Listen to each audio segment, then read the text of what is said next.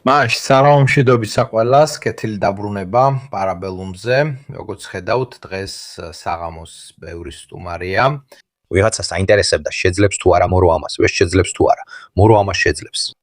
აი ჩვენ აქ ვართ და ბრძოლა გრძელდება, მანამ სანამ კავშირი გვაქვს, რადგან როგორც ყოველთვის ის სულ მოძრაობაშია, ასე რომ კავშირი ეს ადგილებზეა დამოკიდებული, ასე რომ ძალიან. მადლობა ედუარდოს და დანიელეს აკოფნისთვის. დავიწყოთ სწრაფად, გამოვიყენოთ დრო, სანამ დანიელეს კავშირი კარგად მუშაობს. მალე შემოგვიერთებიან ჯენერალი, კაპიტანი ჯორჯიო და არფარასი. ჩვენ სწორედ ამ ამბავს განვიხილავდით წინასასაუბრო ოთახში ფონტანასთან ერთად. ანუ სპარსეთის ყურის ქვეყნები აუქმებენ იმ შეზღუდვებს, რომლებიც წინა დღეს დააწესეს. აი შეიძლება ეს სიგნალი ისე წავიკითხოთ, როგორც მცდელობა 24 საათის წინ ამერიკული ხელახალი ჩარევიდან თავის დაღწევის. და ეხა ალბათ იძულებით ისევ გახსნა, რადგან ამ გახსნილობის გარეშე თქვა შეუძლებელი იქნებოდა იმ ოპერაციების გაგრძელება, რომლის განახლებაც შესაძლოა ტრამპს შუს. 1 საათის წინანდელი ამბებია, ესე რომ სულ ახალია. და მეორე ამბავი, რომელიც შემდეგ ფართოდ განიხილება, ასევე ყველა სატელიტური და ის უზარმაზარი სურათებით. გამოქვეყნდა ძალიან საინტერესო სტატია Washington Post-დან, სადაც ფაქტობრივად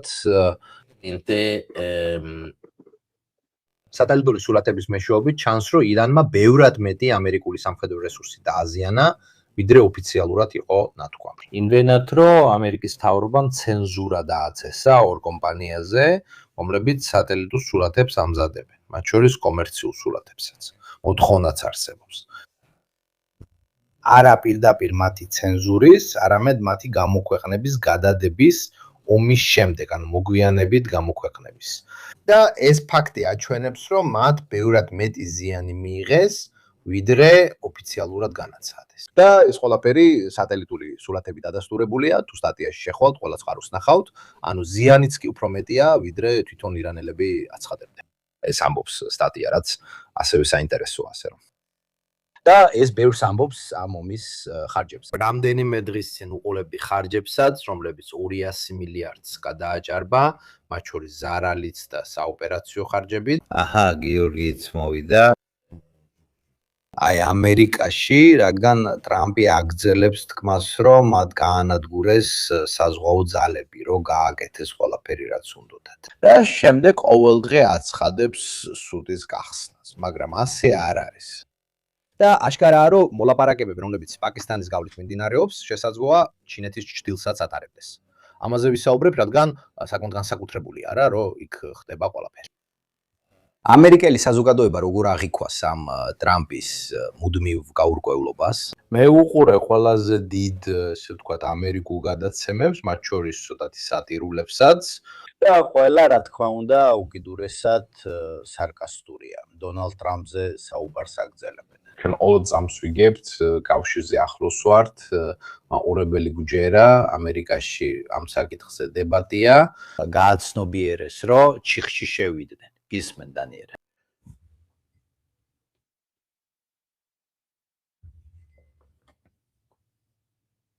ისვენ გთხოვთ.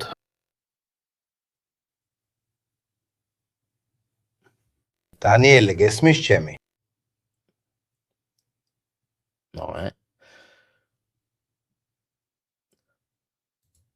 აგესმის დანიელეს? დანიელე? პრეზიდენტ ეხლა გისმენთ, თქვენ გესმით ჩემი? დიახ, ჩვენ გვესმის შენი, გააგრძელე. კარგია, ვიდეო გამოვთე, რადგან ძალიან სუსტი სიგნალი. პარიზში ვარ ხვალ, ეროვნული დღესასწაულია, რადგან მოსკოვისგან განსხვავებით დასავლეთ ევროპაში 8 მაისს აღინიშნება მეორე მსოფლიო ომის დასრულება ევროპაში. მას ჩემი შთაბეჭდილება ასევე იმ სიახლეების მიხედვით, რაც ახლახან გამოკვეთე, არის ის, რომ ტრამპი კონგრესში რესპუბლიკელების ნაწილის აზრითაც კი ისეთ სიტუაციაში აღმოჩნდა, საიდანაც რეალურად ვერ ახერხებს გამოსვლას. იმ აზრით, რომ ყველა ვინც შენს არხს ადევნებს თვალს, დაიხსენებს, რომ 2015 წელს ობამამ კომპრომისი გააკეთა, როგორც ყველა კომპრომისის შემთხვევაში. შეზღუდვებით და უპირატესობებით. რო ტრამპმა როგორც კი აირჩიეს, ეს კომპრომისი გააუქმა. და ფაქტობრივად ვაშინგტონში შთაბეჭდილებაა, რომ ტრამპმა თავი იმ მდგომარეობაში ჩაიყენა, რომ ზუსტად იმ კომპრომისს დაბრუნებოდა, რაც ობამამ იპოვა. თუ არა უარეს. ყველამ ვიცით, რომ რეჟიმი ტრამპის და ნეთანიაჰუს ნათქვამის მიუხედავად არ ჩამოინდრა. რეჟიმი არ ჩამოინდრა. რეჟიმი უფრო რადიკალური გახდა. ტრამპის ნათქვამის მიუხედავად, რომელმაც მათ საზღვაო ძალები და სხვა რამეები მოუსპო, რუბიომაც კი, როგორც გუშინ პრესკონფერენციაზე მოისმინეთ, ამბობს, რომ ჩვენ ჩავაძირეთ ისი. სინამდვილეში ორმუზის სრუტის დასახურად შურდუზე ოდნავ მეტიც კმარა. და ბაზრები როგორც არ უნდა წავიდეს საქმე. ზემოთ და ქვემოთ. ისინი ვერ ენდობიან კომპრომისს. არის კიდევ ერთი ფაქტორი, რაზეც მთელი ვაშინგტონი სინამდვილეში უკვე ფიქრობს, რადგან ძალიან ცოტა დრო დარჩა. ორი რამ. პირველი, დონალდ ტრამპმა გადადების შემდეგ ეხლა უნდა წავიდეს პეკინში და ჩინელებთან კომპრომისის რაიმე ფორმა იპოვოს. ჩინელებმა უბიძგეს ირანელებს, რომ როგორმე მცირე ზავი რაღაც ბუნდოვანი შეთანხმება მოეძებნათ. ჩინელები რეალურად საკუთარ თავს ეხმარებიან, მაგრამ ასევე დონალდ ტრამპსაც, რომ იპოვონ გამოსავალი იმ საშინელი ქაოსიდან, რომელშიც ის და ბენიამინ ნეთანიაჰუ გაეხუნეს. სხვა რამ, რაზეც იტალიური მედია არ საუბრობს, მაგრამ ძალიან მნიშვნელოვანია. რამდენიმე დღეში ფედერალური რეზერვის ხელმძღვანელობაში რეალური ცვლილება მოხდება. ეს არის კიდევ ერთი საკითხი, რომელიც ტრამპს პრობლემებს უქმნის. რატო? დაიმახსოვრებთ, რომ საარჩევნო კამპანიის დროს მან დაიწყო ძლიერი პოლემიკა პაუელის ფედერალური რეზერვის ხელმძღვანელის წინააღმდეგ. გუბერნატორი ამბობდა, რომ უნდა შეამციროს საპროცენტო განაკვეთები, რადგან მე მაქვს შუალედური არჩევნები და უნდა შევამცირო ფულის ფასი ამერიკელი ამომრჩევლებისთვის. არა მარტო რამდენიმე დღეში მოხდება ცვლილება, არამედ სულ უფრო აშკარა ხდება, რომ ახალი ხელმძღვანელობაც ფედის მოთხოვნით ვერ შეძლებს საპროცენტო განაკვეთების შემცირებას. რა თქმა უნდა, მაგრამ ვინც შენს არხს ადევნებს თვალს, ძალიან კარგად იცის, რომ ბენზინის ფასი პრაქტიკულად გაორმაგდა. მახსოვს, საარჩევნო კამპანიის დროს მან თქვა, რომ მას გაანახევრებდა. არა მარტო არ გაუნახევრებია, არამედ შეერთებული შტატების ზოგიერთ ნაწილში, სადაც ისტორიულად უფრო ძვირია, მაგალითად კალიფორნიაში, ვიღაცამ 6 ევრო გალონზე სკრინშოტებიც კი გამოაქვეყნა. გაითვალისწინეთ, რომ მიზანი იყო მისი მიყვანა ოდნავ მეტი, ვიდრე 2.6 დოლარამდე გალონზე.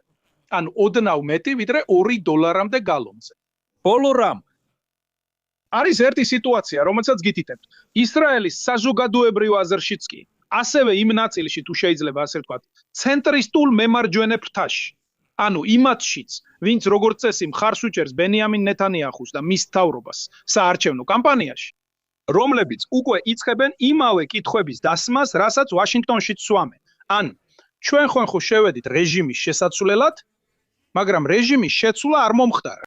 ირანი კლავაც ირანია, თეირანი 2 საათის ფრენის მანძილზეა თელ-ავივიდან. სარაკეტო არსენალი, რაც ყველაზე მეტად აშფოთებს, ამერიკული დაზვერვის მიხედვით განახევრებულია, მაგრამ მაინც სიტუაცია არ არის მოწესრიგებული. ლიბანს ემუქრება კიდევ ერთი უსასრულო ისტორიის გადაქცევა, როგორც ღაზას შემთხვევაში. ღაზა ნახეთ, რომ ჰამასმა დღესდილასაც კი დაადასტურა, რომ არ აპირებს იარაღის ჩაბარებას და კვლავ აკონტროლებს ზოლის დიდ ნაწილს. ჰეზბოლა ძლიერ დარტყმებს იღებს, მაგრამ რეალურად ისინიც აგრძელებენ ზიანის მიხენებას ისრაელელებისთვის. ასე რომ გვაქვს სიტუაცია, სადაც ტრამპი, მაგრამ ხასუსომ ნეთანიაჰუც ასეთ მდგომარეობაში არიან, რომელშიც შევიდნენ და ვეღარ ახერხებენ გამოსვლას. ვიღაცამ, როგორც ნახეთ, შედარება გააკეთა. პუტინი, რომელიც კიევში მიდიოდა და 3 დღეში ყველაფერს სახში მიქონდა, ტრამპი და ნეთანიაჰუ კი ისეთ სიტუაციაში აღმოჩნდნენ, სადაც შეიძლება იგივე დაემართოთ. როგორც არ უნდა სადო ზავი, ყოველთვის არსებობს რისკი, რომ ნებისმიერ მომენტში ვიღაცა ისევ დაიწყებს ბლოკირებას. არის კიდევ ერთი ბოლო რამ შენ შენიშნეს. ბევრ სპარსეთის ყურის ქვეყანას ძალიან კრიტიკული დამოკიდებულება აქვს ტრამპის პოლიტიკის მიმართ. აქ არის განსხვავება, რადგან ეს გამოწვეულია განსხვავებული ინტერესებით, რომლებიც დაკავშირებულია როგორც გეოსტრატეგიულ პოზიციასთან, ასევე იმ ფაქტთან, რომ სპარსეთის ყურის ქვეყნების ეკონომიკები არ ყოფილა დაცული ამერიკული ბაზების და ამერიკული პოლიტიკის მიერ. ყველაზე ცუდია ომის დაწყება და მისი მოუგებლად დასრულება. ფაქტობრივად, ტრამპს, რომელსაც არც კი ყოფნის გამბედაობა ამას ომი უწოდოს, რადგან წინააღმდეგ შემთხვევაში მოუწევს აღიარება, რომ გადაცდა კანონით განსაზღვრულ ცნობილ 60 დღიან ომის ვადას, შენც ასე თქვი, სინამდვილეში ის საუბრობს სპეციალურ ოპერაციაზე, რაზეც უკვე ამერიკული მედიის ნაწილიც იწყებს საუბარს. უკვე სმენია სპეციალური ოპერაციის შესახებ, ის რასაც 9 მაისს პუტინი ვერ აღნიშნავს, რადგან დრონები წითელ მოედანზე ჩნდებიან, აი სულ ეს პესკოვის ნათქვამი, რომ ისინი ამას უკრაინული ტერორიზმის საბაბით არ ზეიმობენ, დიდი სისულელე მგონია. არ მგონია, რომ უკრაინელები ოდესმე დაარქავდნენ წითელ მოედანს იმ დროს. სიმართლე ისაა, რომ ასეთი აღლუმის ჩატარება საკმაოდ დიდი ძალის ხმევაა და ალბათ უბრალოდ აღარ უნდა თავის გაკეთება და სხვა საბაბს ეძებენ. სანამ შენ ედუარდოსთან საუბრობდი, ჩვენ სწრაფად გავრცელებულ სიახლეებს ვაკვრიტებოდით. ბანდარაბასის პორტში აფეთქებები მოხდა, როგორც სხვადასხვა სააგენტოები უწყებიან. ვიცდიდი, რომ უფრო ავტორიტეტული სააგენტოსგან მიმეყო დადასტურება. ეხლა 15 წუთის წინ როიტერსი უწყება, რომ ირანულმა საინფორმაციო სააგენტო ფარსმა განაცხადა, რომ რამდენიმე ხმა და აფეთქება გაისმა ბანდარ-აბასის ქალაქის მახლობლად. დაამატეს, რომ ამ ხმების წყარო და მდებარეობა უცნობია. ასე რომ ზუსტად არავინ იცის რა ხდება, მაშინ როცა უკვე ვრცელდება ყველა შეთქმულება, თითქოს ისრაელელები უტევენ, რომ ყველაფერი თავდაყირა დააკენა. გიორგიო, აქ ხარ, ცოცხალი ხარ და ჩვენთან ერთად იბრძვი. მოდით ნახოთ, ცოცხალია თუ არა, გიორგიო. ჩემი აზრით, ერთ-ერთი ძირითადი საკითხია, მე უყურე ტრამპის დისკუსიას მედიასთან და ასე შემდეგ. და არის ერთი საინტერესო მომენტი, სადაც ის ერთ მომენტში ამბობს, რომ არ სურს ზავის დასრულებას დაელოდოს.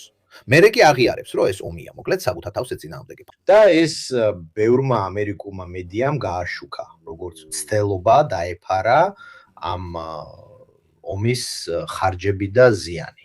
ცენზურა აშკარა. კარგი, რაგნან ჯორჯიო, როგორც ჩანს არ არის აქ, მანამდე მე მას WhatsApp-ზე მივწერ. მანამდე ედუარდო, თუ გინდა გაარძეო საუბარი ამერიკული სამხედრო რესურსების დაზიანებაზე ყველა სატელიტური გამოსახულებით. ვიცი, რომ პოსტი გააკეთე X-ზე, ასევე გააკეთე ამ ისტორიის შეჯამებაც. ამის ფასი ბევრად უფრო მაღალი გამოდის, რაც ზუსტად უკავშირდება იმას, რასაც დანიელი ამბობდა. ანუ სხვადასხვა ქვეყნები აცნობიერებენ, რომ ამერიკული ბაზების მასპინძლობა არ იძლევა არანაირ დაცვას, პირიქით იზიდავს ცეცხლს. დიახ, უპირველეს ყოვლისა, სამამშვიდობისა ყველას. როგორც რა თქვი? გამოვიდა კიდევ ერთი დადასტურება, როგორც ხედავთ, ცხაროებიდან, რა თქმა უნდა, არა ირანული ცხაროებიდან, არამედ აბსოლუტურად დასავლური მედიისგან.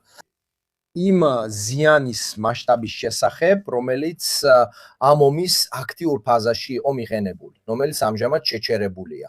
და ჩვენ უკვე ვიცოდით ამის შესახებ, ამაზე X-ზეც ჰქონდა საუბარი, დიდი ნაწილის, ალბათ ყველაზე შთამბეჭდავი ნაწილის ზიანზე აუცილებლად გახსოვთ, წინა პირდაპირ ეთერებშიც ჰქონდა ამაზე საუბარი, ძალიან მნიშვნელოვანი ობიექტები იყო დაზიანებული, როგორიცაა ანტისარაკეტო თავდაცვის ბატარეები, რადარები კიდევაც ავაქსი და მართვა და კონტროლი. არის უკავშირი, არ ვიცი, შემიძლია თუ არა ვიყო. არა, კარგი, არაფერია. ვამბობდი, რომ მნიშვნელოვანი დაზიანებების უმეტესობა უკვე ცნობილია. მაგრამ რაც ამ ბოლო გამოძიებიდან იკვეთება, რომელიც როგორც ითქვა, სატელიტურ სურათებს იხენებს და მოკლედ მილკომ უკვე ახსენა ეს ადრე, სატელიტური სურათების მნიშვნელობა ამ კონფლიქტში უნიშნელო არ არის. რადგან სწორედ ასე შეერთებულმა შტატებმა კონფლიქტის დაწყებიდან მალევე სატელიტური სურათების გავრცელებაზე გარკვეული შეზღუდვა დააწეს. რა თქმა უნდა, მათთან დაახლოებული სააგენტოებისა და კომპანიების მხრიდან ამის მიუხედავად ჩვენ შევძელით დოკუმენტირება და როგორც ხედავთ, სხვებმაც შეძლეს დიდი რაოდენობით ზიანის დაფიქსირება.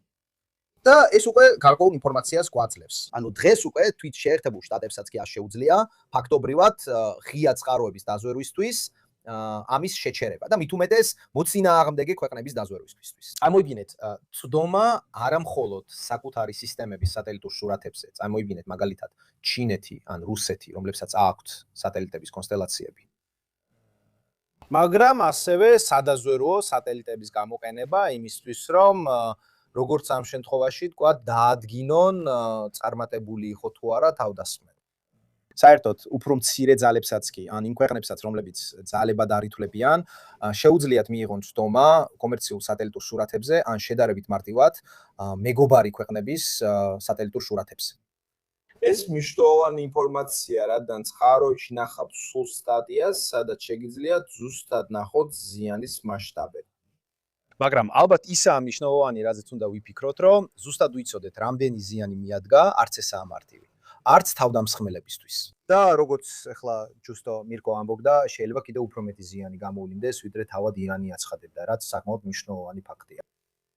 მაგრამ ამაზე ჩემი აზრით კიდევ ერთი საკითხია გასააზრებელი, ანუ კიდევ ერთი დიდი ჩემი აზრით, ასე ვთქვათ, მარცხი ამ ამერიკული ოპერაციის დღევანდელი მდგომარეობით. ის არის, რომ მაშინაც კი თუ ყველაფერი ხვალ დასრულდება, დღეს ირანი იცნობს თავის იარაღს, თავის რაკეტებს, თავის დრონებს, ფრთოსან რაკეტებს, ბალისტიკურ რაკეტებს, შორ მანძილზე მოქმედ თვითმკვლელ დრონებს და ასე შემდეგ და ასე შემდეგ და ასე შემდეგ. ირანი ახლა ბევრად უკეთ იცის, რომელი იარაღი მუშაობს, რამდენად მუშაობს, რომელი თავდაცვა შეიძლება გაირღვეს, რომელი კი ადვილად ვერ გაირღვევა და იმაზე დაკრდნობით, რასაც ვხედავთ, ალბათ ირანი ახლა აცნობიერებს, რომ აქვს პოტენციური შემაკავებელი ძალა, თუ კვლავ გამოიყენებს ესეთ დიდ რაოდენობას ჩვეულებრივი იარაღისა, რაც საკმაოდ ეფექტურია თვით შეერთებული შტატების წინააღმდეგაც კი. მომავალ კონფლიქტში თქვა. ასე რომ, ჩემი აზრით, ეს არის ასევე ორი რამ არა, ედუარდო, რაც ჩემი აზრით მნიშვნელოვანია. როდესაც მათ ისრაელს უპასუხეს, თავდასხმები ძალიან ზუსტი არ ყოფილა. ახსოვს, როცა შეფასება გაკეთდა ედუარდო, ისიც სწორედ მანძილებიდან მოვიდა. ან უმეტესობა სატელიტური სურათებისა, რასაც ვხედავთ ყურეში ბაზებთან დაკავშირებით, ძალიან ზუსტი. არ არის შემთხვევითი კრატერები და ასე შემდეგ. ეს აჩვენებს, რომ რეგიონულ დონეზე ისინი ბევრად უფრო საშიშები არიან, ვიდრე ისრაელთან დაპირისპირების შემთხვევაში. ეს სწორედაც ჩემი აზრით გამოწვეულია სხვადასხვა იარაღის განსხვავებული გამოყენებით. როდესაც ირანი თავს ესხმის, ანუ ისრაელზე რაკეტებს უშვებს, მას შეუძლია დაუშვას საშუალო მანძილის ბალისტიკური რაკეტები. ძირითადად და ერთი მხრივ დამცველისთვის მათი გადაჭერა უფრო რთულია, ბევრად უფრო რთული. მაგრამ მეორე მხრივ ისინი ასევე ბევრად უფრო არაზუსტია. უბრალოდ იმის გამო, რომ ესეთი დიდი მანძილის დროს მართვაში შეცდომები გროვდება და სხვა მსგავსი ფაქტორების გამო და ასევე დრონების გამოყენება, თუმცა არის ისრაელი თითქმის ყველა დრონს ახერხებს გადაჭერას, ასე რომ ესეც ნაკლებად მნიშვნელოვანია, მაგრამ დრონებიც ასეთი დიდი მანძილისთვის შეიძლება დამოიყენონ მხოლოდ ასე ვთქვათ GPS ან GPS-ის ანალოგის მართვა, რომელიც მარტივად შეიძლება დაიხშოს და ასე შემდეგ, ასე შემდეგ. ხოლო სპარსეთის ყურეში და ამით დავასრულებ ამ თემას, ყურეში მანძილი მაინც დიდია, მაგრამ ნაკლებია და ირანს შეუძლია გამოიყენოს უფრო ზუსტი და იაფი იარაღების ფართო სპექტრი თუ გნებავთ.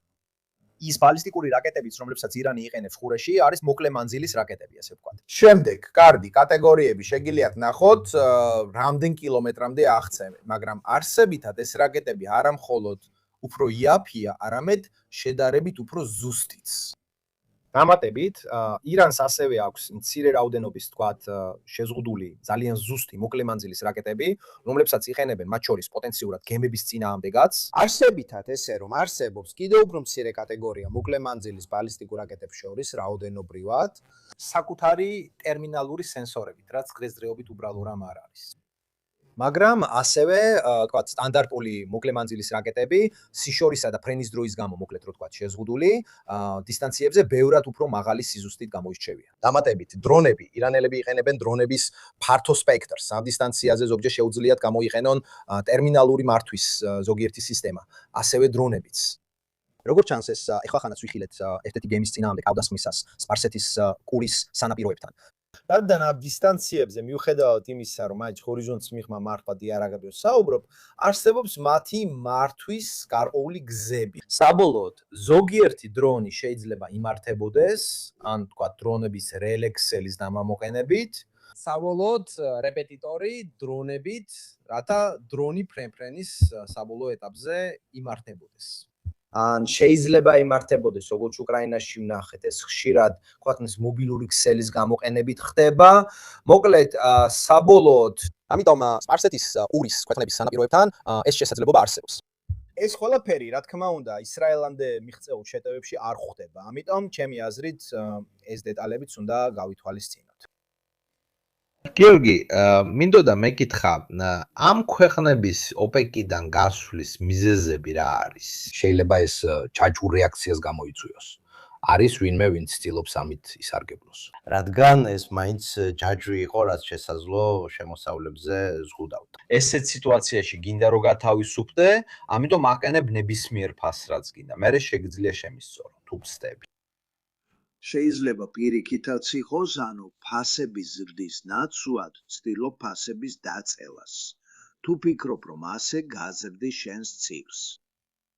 მაგრამ იმის ნაცვლად, რომ ვეცადოთ ზუსტად გავიგოთ, რა შეიძლება მოუვიდეს ნავთობის ფასს, ვითხოვდი, რომ დასრულდა ამ მიწოდების მონოპოლიის ეპოქა, რომელიც დროთა განმავლობაში ისედაც შემცირდა და ახლა კიდევ უფრო მეტად. ანუ საქმე არ არის იმაში, რომ საუდის არაბეთი მართავს და ყველა დანარჩენი აკეთებს იმას, რასაც საუდის არაბეთი ამბობს. ალბათ არსებობს გარკვეული მოსაზრებები, რომლებიც ეკონომიკას ცდება. საუბარი არ არის მხოლოდ იმაზე, რომ მათ ნავთობის ფასის კონტროლის სურთ. მას ნავთობის ფასის ასაწევად უნდა შეამცირო მიწოდება. მოთხოვნის უცვლელობის პირობებში. მას ეს სპარსეთის ყურის ქვეყანა თუ სულს მეტი შემოსავალი მიიღოს მაღალი ფასებით, მიწოდებას უნდა შეამციროს. მაგრამ ეს არ ნიშნავს, რომ სხვებით შეამცირებენ. ამიტომ ეს ბევრად უფრო რთულია, ვიდრე ჩანს, მიუხედავად იმისა, რომ ეს მარტივი თამაშია. ანუ მე შემიძლია ნავთობის ფასის გაზრდა, თუ მიწოდებას შევამცირებ. მაგრამ თუ მე შევამცირებ და სხვები გაზრდიან, აბსოლუტურად არაფერი მოხდება. ასე რომ ვიტყოდი, რომ ეს თემა ამ ეტაპზე ძალიან რთულია.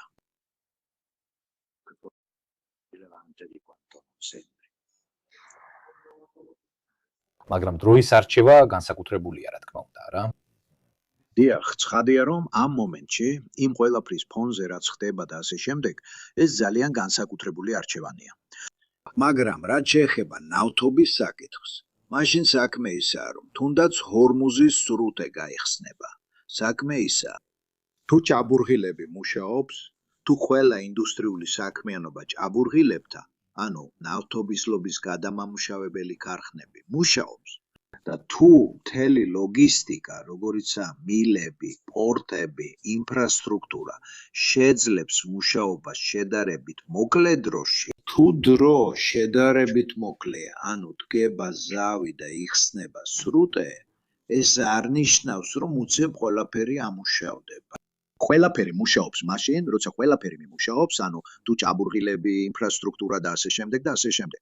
თუ ესენი მაშინვე არ ამუშავდება, თუ გახსენი, მაშინ ნავთობის მიწოდების პრობლემა გექნება. სანამ ნავთობის რეზერვების გამოყენება შეგიძლია, ეს ფენომენი არ ჩნდება, მაგრამ რეზერვები იწურება.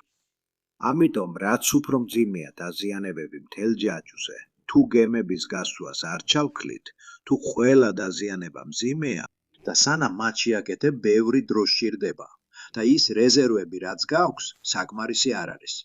აი აქ ჩნდება კრიზისის პრობლემა, ფასების მნიშვნელოვანი ზრდა. თქვათ ესე, ამ კრიზისის შემსუბუქება შეიძლება იმ ნავთობის ნაწილით, რომელიც ექსპორტზე გადის მილსადენებით, რომლებიც უდაბნოს გადაკვეთს და წითელ ზღვამდე მიდის და ასე შემდეგ და ასე შემდეგ.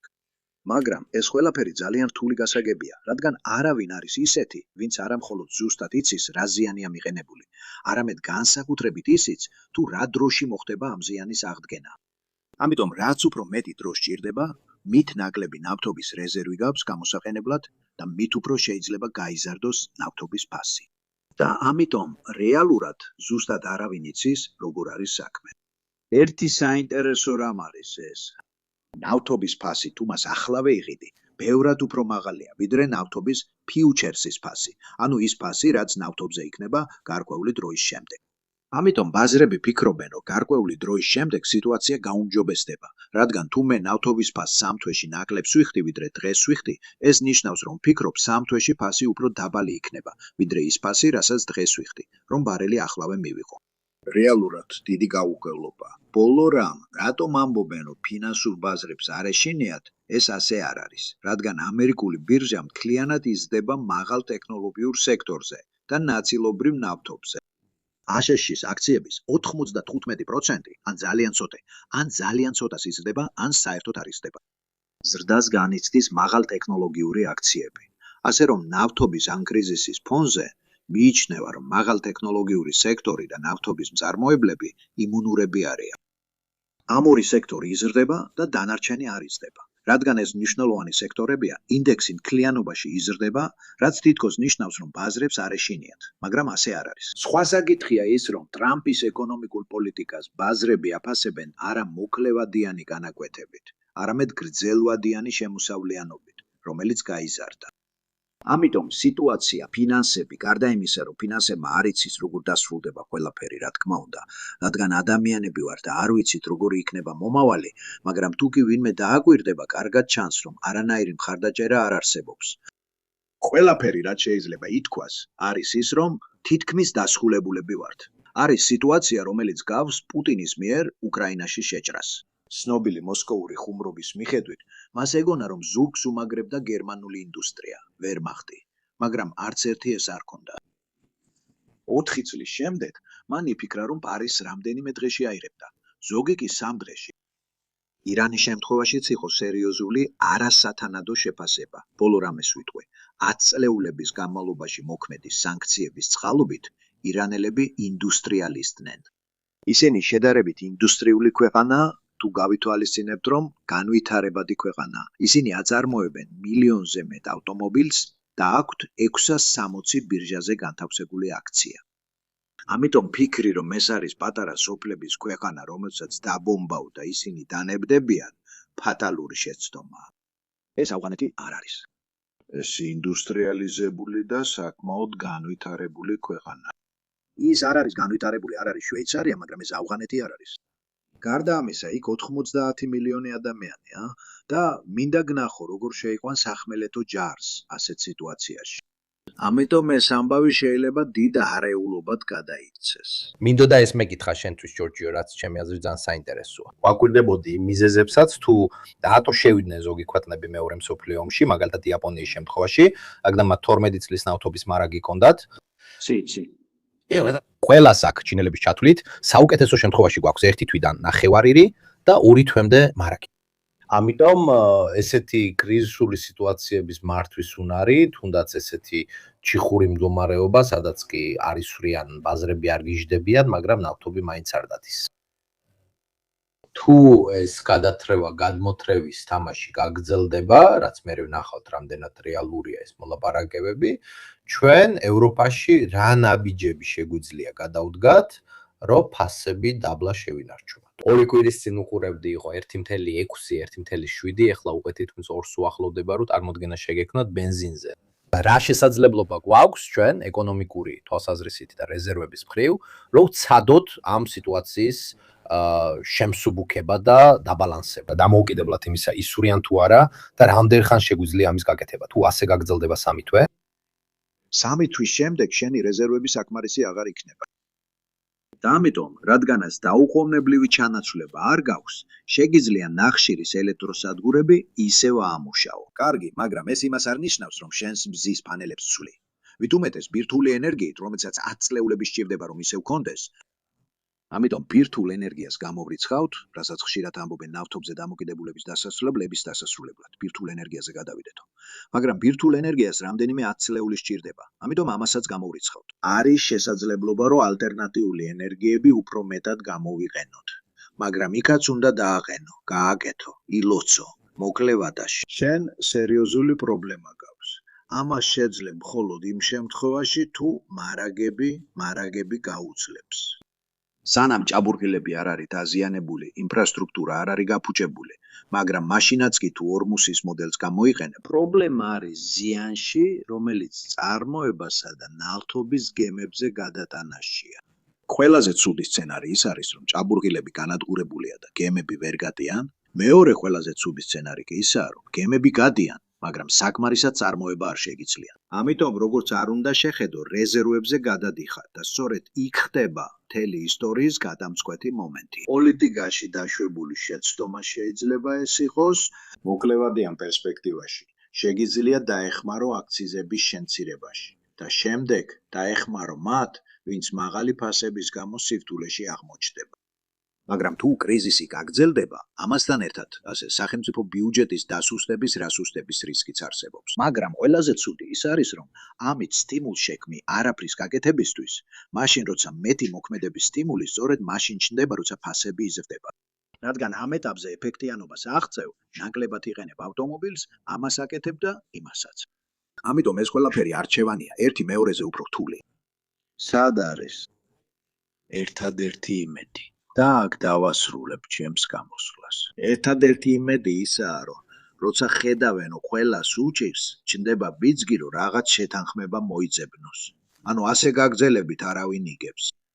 არც ირანელები, რომლებსაც ფული არ აქვთ, რადგან ნავთობს ვერ ყიდიან, არც აზიელები, რადგან ვერ იღებენ მას, არც ამერიკელები, რადგან ჩაებნენ ომში, რომელსაც ვერ მოიგებენ და სწორედ აქ არის პრობლემა. ისრაელელებს სრული ინტერესი აქვთ ირანის განადგურებაში, რადგან თუ ირანს გაანადგურებენ, თურქები თავზე დაადგებათ. ამიტომ მათთვისაც მისაღებია სუსტი ირანი, მაგრამ არა ზედმეტად დამარცხებული. ამიტომ იმედი ისაა, რომ ყველამ გაიგოს, საუკეთესო მდგომარეობაა როგორმე შეთანხმდნენ. სხვათა შორის ბოლო დროს ხედავ ანალიზებს, სადაც საუბრობენ იმაზე, რომ ვინც ირანის მარაგების შევსებას ელოდა, რეალურად ისინი თითქმის იმდენს აწარმოებენ და ამუშავებენ, რამდენიც შიდა მოხმარებისთვის სჭირდებათ ამ ეტაპზე. და კითხვა მაქვს კატისთვის, ანუ მინდოდა მეთქვა პაოლოსთვის. შენ როგორ უყურებ ამას მთლიანად, ამ მოლაპარაკებების ამბავს, ამ დაძაბულობას, სხვადასხვა ძალიან ლამაზ მოლაპარაკებებს, იმიტომ რომ ეს ის ცნობილი მოლაპარაკებებია ბოლო ეტაპზე, როცა ერთმანეთსაც კი არ ხედავენ, არც კი არიან ორი გუნდი, რომლებიც ერთმანეთს ხვდებიან. და მგონი ეს პრაქტიკულად პირიდან პირში გადაცემით ხდება. ეს იყო იმ თამაშებიდან ერთ-ერთი, ბავშვობაში რომ თამაშობდით, როცა რიგის პირველისთვის ეუბნებოდი სიტყვას და ბოლოს რომ მიხვდებოდნენ რა სიტყვა იყო. მე მიკროგატოც ერთვება, რომელიც დღეს უკვე პანორამის ნაწილია. როგორ ხედავ ამას? მე საკმაოდ შეშფოთებული ვიქნებოდი ისტორიული პროგრესის გამო. რადგან ყოველ ჯერზე, როცა სადმე რომელიღაცა კუთხეში მოლაპარაკებას იწყებენ, ვიღაცამ საბრძოლოდ ვიფრინავებს ბომბები, რაკეტები, ან კიდე რაღაცას ამაგრებს. ამიტომ, რადგან ორჯერ უკვე მოხდა და როგორც ამბობენ, ორჯერ რო ხდება, მესამეც აუცილებლად იქნება, ეხლა მესამეა დარჩენილი. ჩვენ თელი ეს საუბარი, რაც მოლაპარაკებებს ჰორმუზის გახსნას, ისევ დახურვას, ბლოკირებას ეხება, მე დაბლოკავ, შენ დაბლოკავ. არა, მე უფრო ადრე და უკეთესად დაბლოკავ ვიდრე შენ. ჩვენ აქ საერთოდ არ ვახსენებთ მთავარ ფიგურას, უხსენებელ მოთამაშეს, ანუ ისრაელს, რომელსაც ერთი წამიც კი არ დასჭირდება ყველაფრის ასაფეთქებლად და ეს მან ძალიან კარგად იცის. დავარქვათ ასე. ეს არც კი არის ბალანსი, ეს უფრო შორიდან დაკვირვებაა და მას ამის უნარი და შესაძლებლობა ნამდვილად აქვს, ეს არის მოქმედება. შემდეგ ედუარდო უფრო ზუსტად განმარტავს. ის ვერ დაარტყამს, სადაც უნდა, მაგრამ თუნდაც მცირე უფრო მეტიც ვიდრე დემონსტრაციული შეტევა შეუძლია ჩამოაგდოს იგი ამერიკული მხარდაჭერის უნარის მიუხედავად. ამ ეტაპზე ბურთი გადავიდოდა ეს დროები ირანის ხელში იქნებოდა. რა მნიშვნელობით, რომ თუ ირანი ახალი შეტევის შემთხვევაში, რომელიც მხოლოდ ისრაელელების მიერ იქნება განხორციელებული და ყველაფერს თავდაპირად დააკენებს, საერთოდ არ უასუპასუხებს.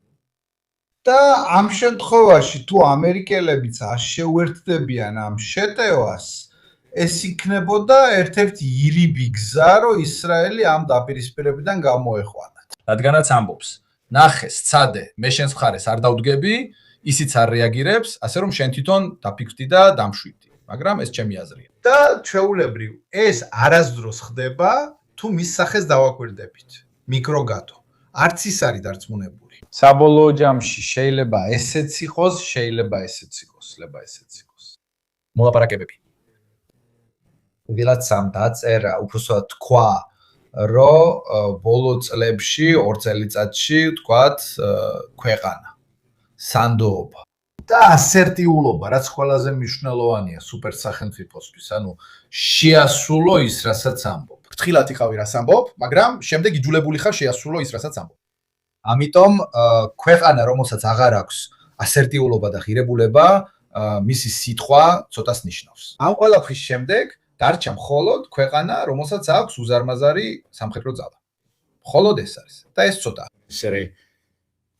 აღარ ენდობიან.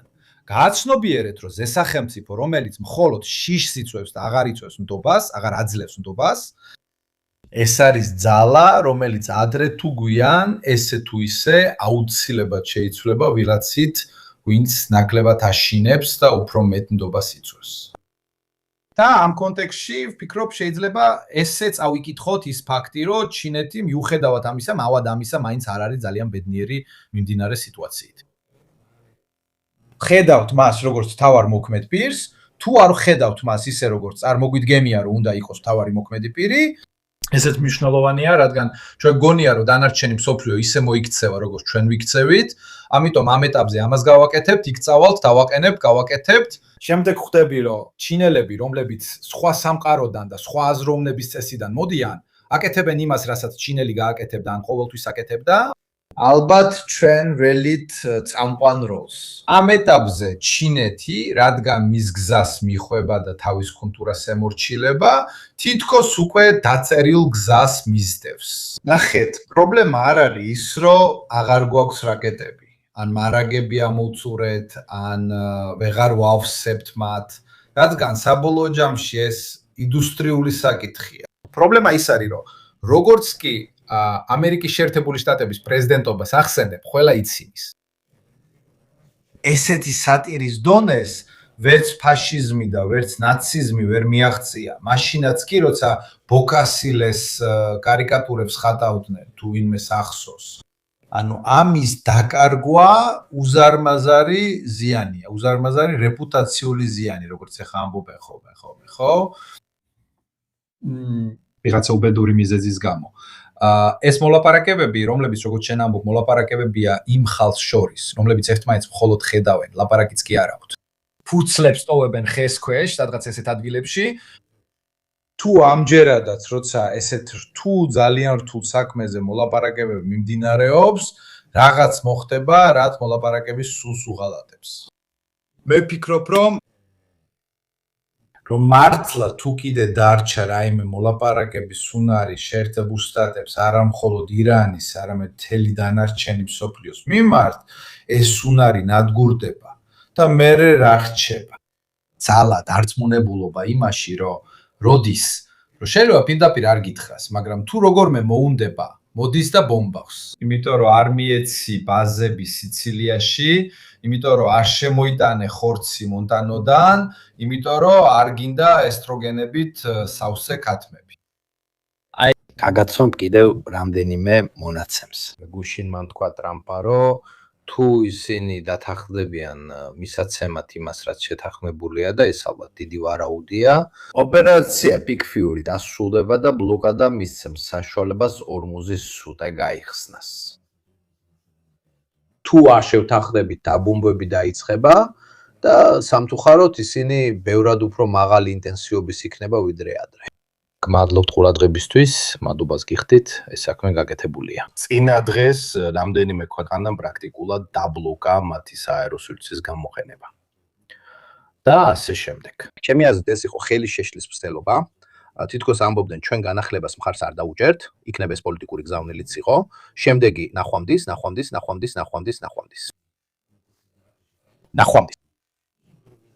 ნახვამდის დღეს პირდაპირ ეთერის დაწყებამდე 1 საათით ადრე, უფრო ნაკლებიც კი, ურის სახელმწიფოები დაწესებულებები ბლოკავდნენ Freedom Project-ს, რაც ნიშნავს სრუტის გახსნას და შესაბამისად კვლავ აძლევენ ცდომას ბაზებზე და საჰაერო სივრცეზე. ამას იმიტომ ამბობ, რომ სანამ ჩვენ საუბრობთ, უამრავი უცნაური ამბავი ვრცელდება ვინტერს ვენდობი, რადგან ის ჩემი მოდერატორია და ირანის სანაპიროს სხვადასხვა ადგილებზე რეიდების შესახებ წერს, რომლებიც მიეწერება გაურკვეველ მტერს.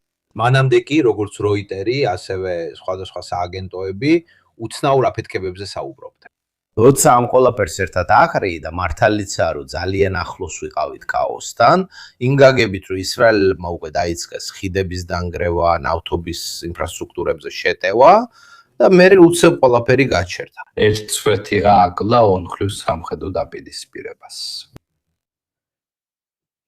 დიახ, ნამდვილად ასეა, მაგრამ მე მაინც ვფიქრობ, რომ ჩვენ ჯერ კიდევ ამ რთულ მდგომარეობაში ვართ. რატო? რა სარგებელს მიიღებს ისრაელი თუ დათანხმდება? ამერიკული მსგავსი გამარჯვების ნებისმიერ ფორმას, რომელიც აცხადებს, რომ გაიმარჯვა და მიდის. ირანი არ განადგურდა ისე, როგორც ისრაელის ლიდერობა ითხოვდა. მახსოვს, მათი მინისტრი კაცი ამბობდა, ჩვენ აქ ვართ, რომ ირანი დავაბრუნოთ ბნელ საუკუნეებში. აი რანაც ამდაგვარი. ამიტომ ის ვერ აღწევს არც ერთ სტრატეგიულ მიზანს, გარდა თავისი მთავარი მოწინააღმდეგის ზოგადი დასუსტების. არ გამოვა, ანუ ეს არის თამაშის შეჩერება მულუზე და ეს საკმარისი არ არის. ამიტომ არსებობს რისკი, რომ ისრაელმა მოისურვოს დამატებითი დროის თამაში თავისი იდეით, რომ მოიგოს. თუ არა დამატებით დროში, მაშინ მაინც პენალტებით. მაგრამ ეს არ არის ესეთი თამაში, ბოდიში მეტაფორისფრის. ეს არ არის ესეთი თამაში, რომელიც შეიძლება დასრულდეს. დაასრულო ისრაელის თვალსაზრისით 0-0-ზე. ან ფრეს 1-1-ზე.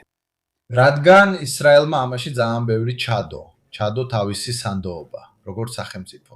ის თელი მსოფლიოს საზოგადოებრივი აზრის ყურადღების ქვეშა. არის სხვა ეფექტებიც, ისრაელმა უნდა გაითვალისწინოს, რომ მისი ბევრი მოქალაქე და თანამორწმუნე საზღვარგარეთ ცხოვრობს და ისინი საზღვარგარეთ აცნობენ, როგორი დამოკიდებულებაა იმ ქვეყნებში, სადაც ცხოვრობენ, ისრაელის პოლიტიკის მიმართ. ამ ყველაფრის ფონზე, რაც თავისთავად მაღალი ფასია, ამ ხრივაც სამართლიანად თუ უსამართლოდ ნეთანიაჰუს მთავრობა საბოლოო შედეგის მიღწევას ცდილობს. და მისი სტრატეგიის მიხედვით საბოლოო შედეგი არის ის, რომ ირანი მომდევნო 30 ან 40 წლის განმავლობაში სრულად გამოვიდეს ნებისმიერი შესაძლო დაპირისპირებიდან. ეს კი ჯერ კიდევ არც კი დაწყებული. უფრო მეტიც ამ ომმა საბოლოო ჯამში კაფიოდ განსხვავებული ალიანსის ხაზი გაარკვია, რომლებიც ომის დასაწყისში ესე გამოკვეთილი არ იყო. გულისხმობ თუ ნებას დამთავრთ ერთი წუთით ბოლო მოვლენას არაბთა გაერთიანებული საამიროების გამოსვლას ოპეკიდან. რაც მხოლოდ ნავთობის საკითხი არ არის. ეს ასევე ნავთობის საკითხიცაა, მაგრამ ამავდროულად ეს არის შეფასების და მონეტიზაციის გზების საკითხიც. რესურსი, რომელიც მათი აზრით საბოლოო ჯამში სულ რაღაცა 30 წელიწადში შეიძლება აღარ იყოს ასეთი ძვირფასი და იმაზე, რომ მათ შეუძლიათ თავიანთი ნავთობის კომერციალიზაცია, რადგან მათ აქვთ მილსადენი, რომელიც ნავთობს ხურედან გარეთ გააქვს, ეს არაფერია 1.800-თვის, 1.500-ისთვის ლიფა რაღაცებისთვის, მაგრამ თუ მხოლოდ ნავთობს შეხედავ, ბევრს ვერ გაიგებ. არაბთა გაერთიანებულმა საამიროებმა განაცხადეს, ჩვენ გადავწყვიტეთ ვიყოთ ამერიკელებთან და ისრაელელებთან ერთად. ანუ თქვენ დანარჩენი არაბების წინააღმდეგ, რომლებიც მეორე მხარეს ხართ, მეორე მხარეს არის საუდის არაბეთი, რომელიც იწყებს საუბარს, მაგრამ ჩვენ ალბათ თეირანთან შეთანხმებასაც შევძლებთ. ვინ უბიძგებს ამას? პაკისტანის წაქეზებით, რომელსაც თავის მხრივ ჩინეთი უბიძგებს. ეს ორი დიდი ბლოკია. თუ ეს ორი ბლოკი დღეს ცოტათი უფრო ნათელია, ბევრად უფრო ნათელია, ვიდრე ოპერაციამდე იყო, ვიდრე მანამდე, სანამ დონალდ ტრამპმა გახსნა და შემდეგ დახურა სრუტე. ეს დამოკიდებულია იმაზე, რომელი ბლოკი გადაწყვეტს გაიმარჯვოს, რადგან ერთ-ერთი მათგანი მეორეს გააძევებს. ამ ორ ერთეულს, რომლებსაც ძალიან განსხვავებული სტრატეგიული, პოლიტიკური ორიენტირები აქვთ, ერთად ცხოვრება არ შეეძლებათ. საუდელები უბრალოდ ამბობენ, რადგან ჩვენ აქ ყველაზე დიდები ვართ, ხოლო თქვენ იქ ყველაზე დიდები ხართ. თუ გვაქვს ორი წამყვანი ძალა, რომლებიც უზრუნველყოფენ სიმშვიდეს, მაგრამ ჩვენ ვამყარებთ სხვა არქიტექტურას. მეტნაკლებად დამოუკიდებლად შეერთებული შტატების ფიზიკური და სამხედრო ყოფნისგან ცადოთ რომ გადავრჩეთ მომდევნო 30 წელი. ამ აზრის წინააღმდეგ წერია. არა, ჩვენ ვერანაირად ვერ გავთავისუფლდებით ამერიკელებს. გულისხმობ არაბთა გაერთიანებულ საამიროებს, ისრაელს და შეერთებულ შტატებს, რომლებიც ამბობენ, ჩვენ ვისწრაფვით არქიტექტურისკენ, რომელიც თლიანობაში ძალიან გავს წარსული წლებისა და ათწლეულებისას. და სადაც შეერთებული შტატები ცენტრალურ როლს ასრულებენ. შეერთებული შტატები როგორც სამხედრო ფიზიკური ყოფნა, ასევე მათი ვალუტის არსებობა ნავთობის ვაჭრობაში. როგორც სამყარო, სადაც ისევ და ისევ იმ რეგიონში შეერთებული შტატები არიან ისინი, ვინც იქ ყველაფერს წვეტენ და მართავენ. ამიტომ ბომბის ჩამოგდების იდეა ნიშნავს დაარტყა ამ ტიპის, ჩემი აზრით, ბალანსებს, რომლებიც ამჟამად ძალიან მყიფეა, ეს არის ორი დიდი ბანაკი, რომლებიც ამ დროისათვის ზავის მდგომარეობაში არიან. ერთმანეთს აპირდებიან. ბალანსის დარღვევა ერთ ან მეორე მხარეს შეიძლება იყოს მიზეზი, რის გამოც მე მხოლოდ ისრაელს ვხედავ. ძიმე დაარღვიოს ზავი, იმ იმედით, რომ იგივეს გააკეთებს ირანიც. ამით აიძულებენ ამერიკელებს ხელახლა აიღონ იარაღი, განაახლონ დაბომბვები და მე-14 ზედიზედ გამოაცხადონ გამარჯვება. არა, 9-მდე მივიდნენ მგონი, არ ვიცი. 9-10 დავკარგე ანგარიში, ვინმე მიცის. 9 ჯერ, რამდენჯერ იყო? არც თვითონ იცის. ეს რაც მიკროგატოს უთხარი, საბოლოო ჯამში მოსწონს სახეზე რო უყურებ კი, მოგცემ კიდე ერთ ინფორმაციას, იმიტომ რომ სანამ აქ ლაპარაკობთ, ახალი ამბები გამოდის, ამერიკული დაზვერვა აცხადებს, რომ ირანი ორმუზის ბლოკადას რამდენიმე თვე დაუძლებს. ისტორიულად გაუძლო 3 თვეს, გაუძლო 3-ს, უკვე ისტორიულად, როგორც ისტორიული მონაცემი, სრული ბლოკადა. არაფერი მოძრაობს, არც ასპირის და ასყავის შექმნას მოგცემენ, 3 თვეს გაუძლო. ამიტომ ეს მათ სოციალურ, ეკონომიკურ მეხსიერებაში და საკუთარ თავზე მოთხრობაშიც აქვთ. ასე რომ ეს პირველი შემთხვევა არ იქნება. იცით, თითოეულ თაობას თავისი გმირები სჭირდება. ალბათ ეს დამოკიდებულება ქმნის ერთიანობას, ერთგვარ განცდას, რომ მათ წინაშეც კი არ დავიხრით თავს. ეს ერთ-ერთი ყველაზე ძლიერი იარაღია თანამედროვე ომებში. ამას ხედავთ უკრაინაშიც მაგალითად. ეს ერთ-ერთი იარაღია, რომელსაც პუტინი არ ელოდა. დანიელე, ამ ყველაფრის ფონზე ისრაელი აგრძელებს თავის საქმიანობას. სიგინში წერია, რომ ისინი ყველგან ურთყამენ, დანურჩევლად. ამიტომ მინდა რომ შენ და ჯორჯიო ერთად გიხილოთ. იმ აზრით არსებობს ისრაელის ქვეგეგმა, რომელიც მოქმედებს იმაზე დამოუკიდებლად, რაც ტრამპსა და ირანელებს შორის ხდება. და მეორე კითხვა, რომელიც ჯორჯიოსთვის იქნება, ჩვენ გვაქვს ეს 4 თვე, ჯორჯიო, რომ არსებობდეთ. და მაშინვე უნდა უპასუხო. კი, დანიელამდე კიდევაც. და გავაკეთოთ. პრობლემა ის ცვლილებია, რაზე ჩემ ფიქრობ. დაუშვათ გაქვს შესაძლებლობა დააკმაყოფილო ნავთობის მოთხოვნა. X ბარილი.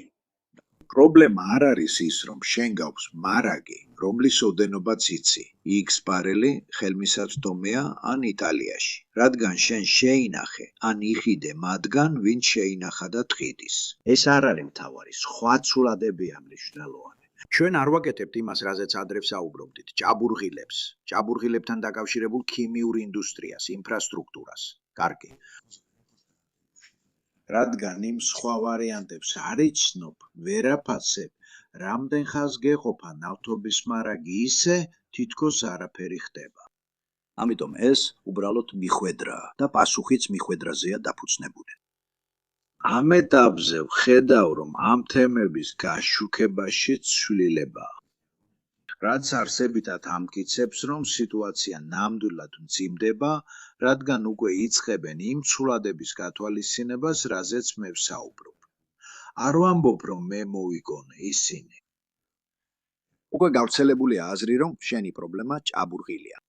ქიმიური ინდუსტრია და ინფრასტრუქტურა. ეს არის მთავარი საკითხი. აქედან ჩანს, რამდენი დრო დასჭირდება, რომ ნავთობის მნიშვნელოვანი მიწოდება არ დგეს. მაგრამ რადგან ეს საკითხი ბოლომდე გასაგები არ არის, იმიტომ რომ ეს მხოლოდ ომზე არ არის დამოკიდებული, არამედ იმ ზიანზეც, რაც იქ მოხდა და ზუსტად არავინ იცის რა ზიანი, რამდენი დრო დასჭირდება, რომ თქვათ, გვაქვს რეზერვები. კარგია, თუ გინდა მოსახლეობა დაამშვიდო და უთხრა ბატონებო, ჩვენ კარგად ვართ ორგანიზებულები, მაგრამ სინამდვილეში ამას ვერ გაიგებ, რადგან მეორე მხრივ ძალიან ბევრი ცვლადია და არავინ იცის ისინი. ამიტომ ვიტყოდი, რომ ჩემი პასუხია, რამდენ დროში შევძლებთ ამას და რა თქმა უნდა არ ვიცი. Probabilmente ალბათ რაღაც მომენტში ეს აღარ იქნება საკმარისი. თუ სიტუაცია სერიოზულია, იმ მომენტში კი, როგორც პოლიტიკურ ძალას, არჩევანი გაქვს. ან ფასებ თავის ნებაზე უშვებ და იმედოვნებ, რომ რეაქცია იქნება, ან ჩაერევი და ცდილობ შეაკავო ფასები. ამ ორ ვარიანტს შორის ჩარევა ფასების დასაკავებლად. ეს უფრო პოპულარულია, ის კი ნაკლებად. და ალბათ სწორედ ამიტომ ნაკლებად აირჩევენ მას. ჩვენამდე საუბრობდნენ იმაზე, რომ თუ ეს 1 თვე, 2 თვე დაგრძელდება, შემდეგ წლიურ საშუალო მაჩვენებელში ეს ყველაფერი ერთიანდება. მეც დავდიოდი და ამას ხვებოდი. მაგრამ თუ 4 თვეს გაგრძელდება, შენს ფრაზებს მოგპარავ. თუ 4 თვე, 5 თვე გაგრძელდება, ვინ შთამთქავს ამას? და განსაკუთრებით, რა რესურსები გვაქვს ჩვენ ასეთი კრიზისის სამართავად? იქ, იმიტომ რომ შეიძლება ყველა რესურსი კონდეს, რაც გინდა, მაგრამ თუ ეს საკმარისი არ არის, ვერც კი მართავ ამ სიტუაციას. და ტრამპი, როგორც ჩანს, ამ გამოსავლისკენ გვეკაჩება. მე ვფიქრობ, რომ ეს საუდის არაბეთის და სხვა ქვეყნების ეს თამაში, რომლებიც ეუბნებიან არ გამოიყენოთ ჩვენი საჰაერო სივრცე, ასევე მნიშვნელოვანია. ეს არის როგორც ტექნიკური შეტყობინებები, იმ გაგებით, რომ ისინი შეიძლება უკვე მზად იყვნენ გასაფრენად და ეუბნებოდნენ, რომ მალე დაგჭირდება, ასევე პოლიტიკური შეტყობინებები, რობინებები, რომ თითქოს გარეთ დარჩნენ, თუმცა საბოლოოდ რთულია გარეთ დარჩენა.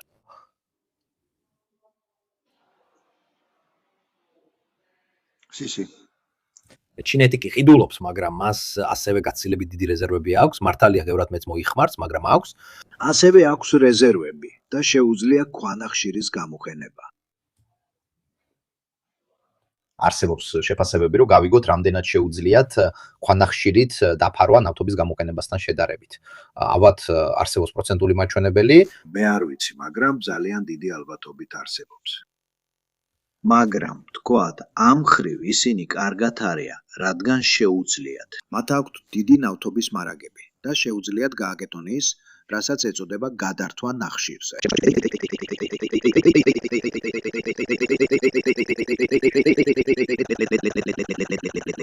მაგრამ საკითხი სხვა რამეა. თუმცა ამ ამბის არსი ის არ არის, რომ შეერთებული შტატები არ აწარმოებს საკმარის ნავთობს, რომ იმპორტი არ დასჭირდეს და თავად მოიხმაროს. საკითხი ისაა, რომ თუ ნავთობის ფასები მთელ მსოფლიოში გაიზრდება, ამერიკელები იწყებენ ნავთობის გაყიდვას უფრო მაღალ ფასად დანარჩენი მსოფლიოსთვის. ეს ხსნის, რატომ გაიზარდა ბენზინის ფასი შეერთებულ შტატებში მნიშვნელოვნად, მიუხედავად იმისა, რომ ისინი ისევ იმდენს აწარმოებენ, რამდენსაც ადრე. აბსოლუტურად არაფერი შეცვლილა. პრობლემა ისაა, რომ მე როგორც ამერიკელმა ვიცი, რომ ევროპაში ან სხვაგან ფასი ასეთია და იქ ვხიდი, რის გამოც ფასი იზრდება, ამიტომ ისინი არ არიან დაცულები, მიუხედავად იმისა, რომ აქვთ საკუთარი წარმოება, რადგან ბაზრები ერთმანეთზეა დამოკიდებული. ანუ შენ ამბობ, რომ ვისაც საკუთარი საწარმოო შესაძლებლობა აქვს, ის დაცულია? ამერიკის შეერთებული შტატების შემთხვევაში არა. რადგან საერთაშორისო ფასები ამერიკის წარმოებას მსოფლიო ბაზარზე იზიდავს. ან ისინი ინარჩუნებენ წარმოებას შეერთებულ შტატებში იმ პირობით, რომ ფასები იქნება ისეთივე, როგორიც დანარჩენ მსოფლიოშია. ასე რომ, მათაც იგივე ძვირი უჯდებათ. და კიდევ ერთი ნიუანსი უნდა გავითვალისწინოთ, ჩვენთან ბენზინგასამართ სადგურზე ნავთობის ფასი ისე არ იზრდება, როგორც მოპოვებისას.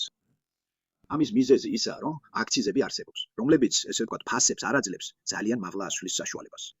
შეერთებულ შტატებში აქციზები თითქმის არ არსებობს, ამიტომ ნავთობის ფასი, ამიტომ იქ ეს ზამბარის ეფექტივითაა, ჩვენთანკან კი უფრო შეკუმშულია, იქ აქციზები არ არის, ამიტომ ეს მაშინვე აისახება საწვავის ფასზე, ასე რომ გაუმარჯოს აქციზს. ანუ გაუმარჯოს აქციზს ცოტა რთულია, მაგრამ ამ კონტექსტში ვთქვათ გაუმარჯოს აქციზს. ამით ჯორჯია პოლიტიკაში არ შევიდოდი. არ ვაპირებ თქვა, გაუმარჯოს აქციზს, არა. გაუმარჯოს ჩიზას კი, რადგან ეს მშვენიერი უღელტეხილია სპეციასა და პარმას შორის. გაუმარჯოს ჩიზას. დიახ. დიახ. დანიელე, რადგან შენ იქაც ყოფილ ხარ, კარგად ადევნებ თვალს. არა, ისრაელის პარალელური გეგმის საკითხი, მაგრამ მინდოდა ამერიკული აზრიც მენახა, რადგან თითქმის ყველა ფიქრობს, რომ ისინი ამ გიჟურ პროექტში ისრაელელებმა ჩაითრიეს.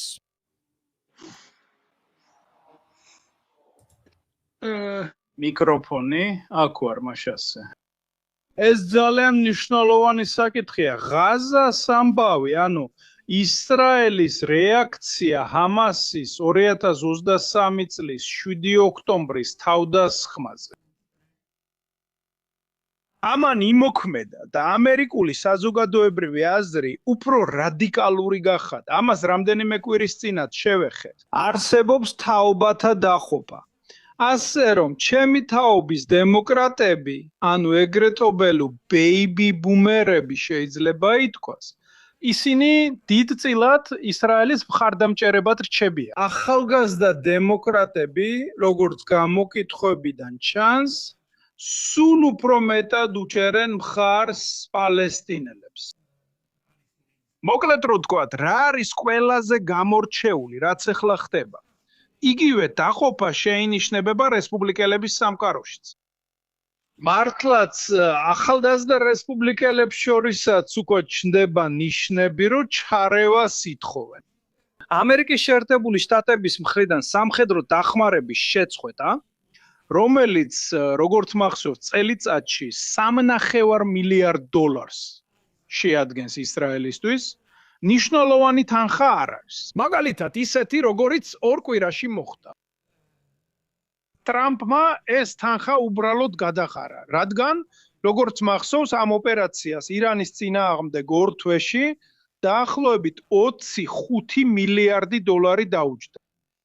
მაგრამ სიგნალი ძალიან ძლიერია. თუნდაც თუ გახსოვთ წარსული, ნიუ-იორკის მერის არჩევნებმა ძალიან სერიოზულად გახლიჩა ერთ-ერთი ყველაზე მნიშვნელოვანი ებრაული საზოგადოება მსოფლიოში, თუ არა ყველაზე მნიშვნელოვანი და გავლენიანი მსოფლიოში. იმ მსოფლიოში. ამიტომ არის ერთი, როგორ თქვა, ერთი. ეს არის პირველი შემთხვევა ისრაელის სახელმწიფოს დაარსების შემდეგ, როცა ეს ყველაფერი ხდება. თქვათ, რომ არსებობს ძალიან გასაგები ისტორიული ახსნაც. ჩემი თაობა გაიზარდა შოას, ჰოლოკოსტის, როგორც აბსოლუტური ბოროტების აღქმით. თუნდაც არა პირდაპირ. კაცობრიობას რაც დაემართა, იმის წარმოუდგენელმა სიმძიმემ ჩვენზე ძალიან დიდი გავლენა მოახდინა.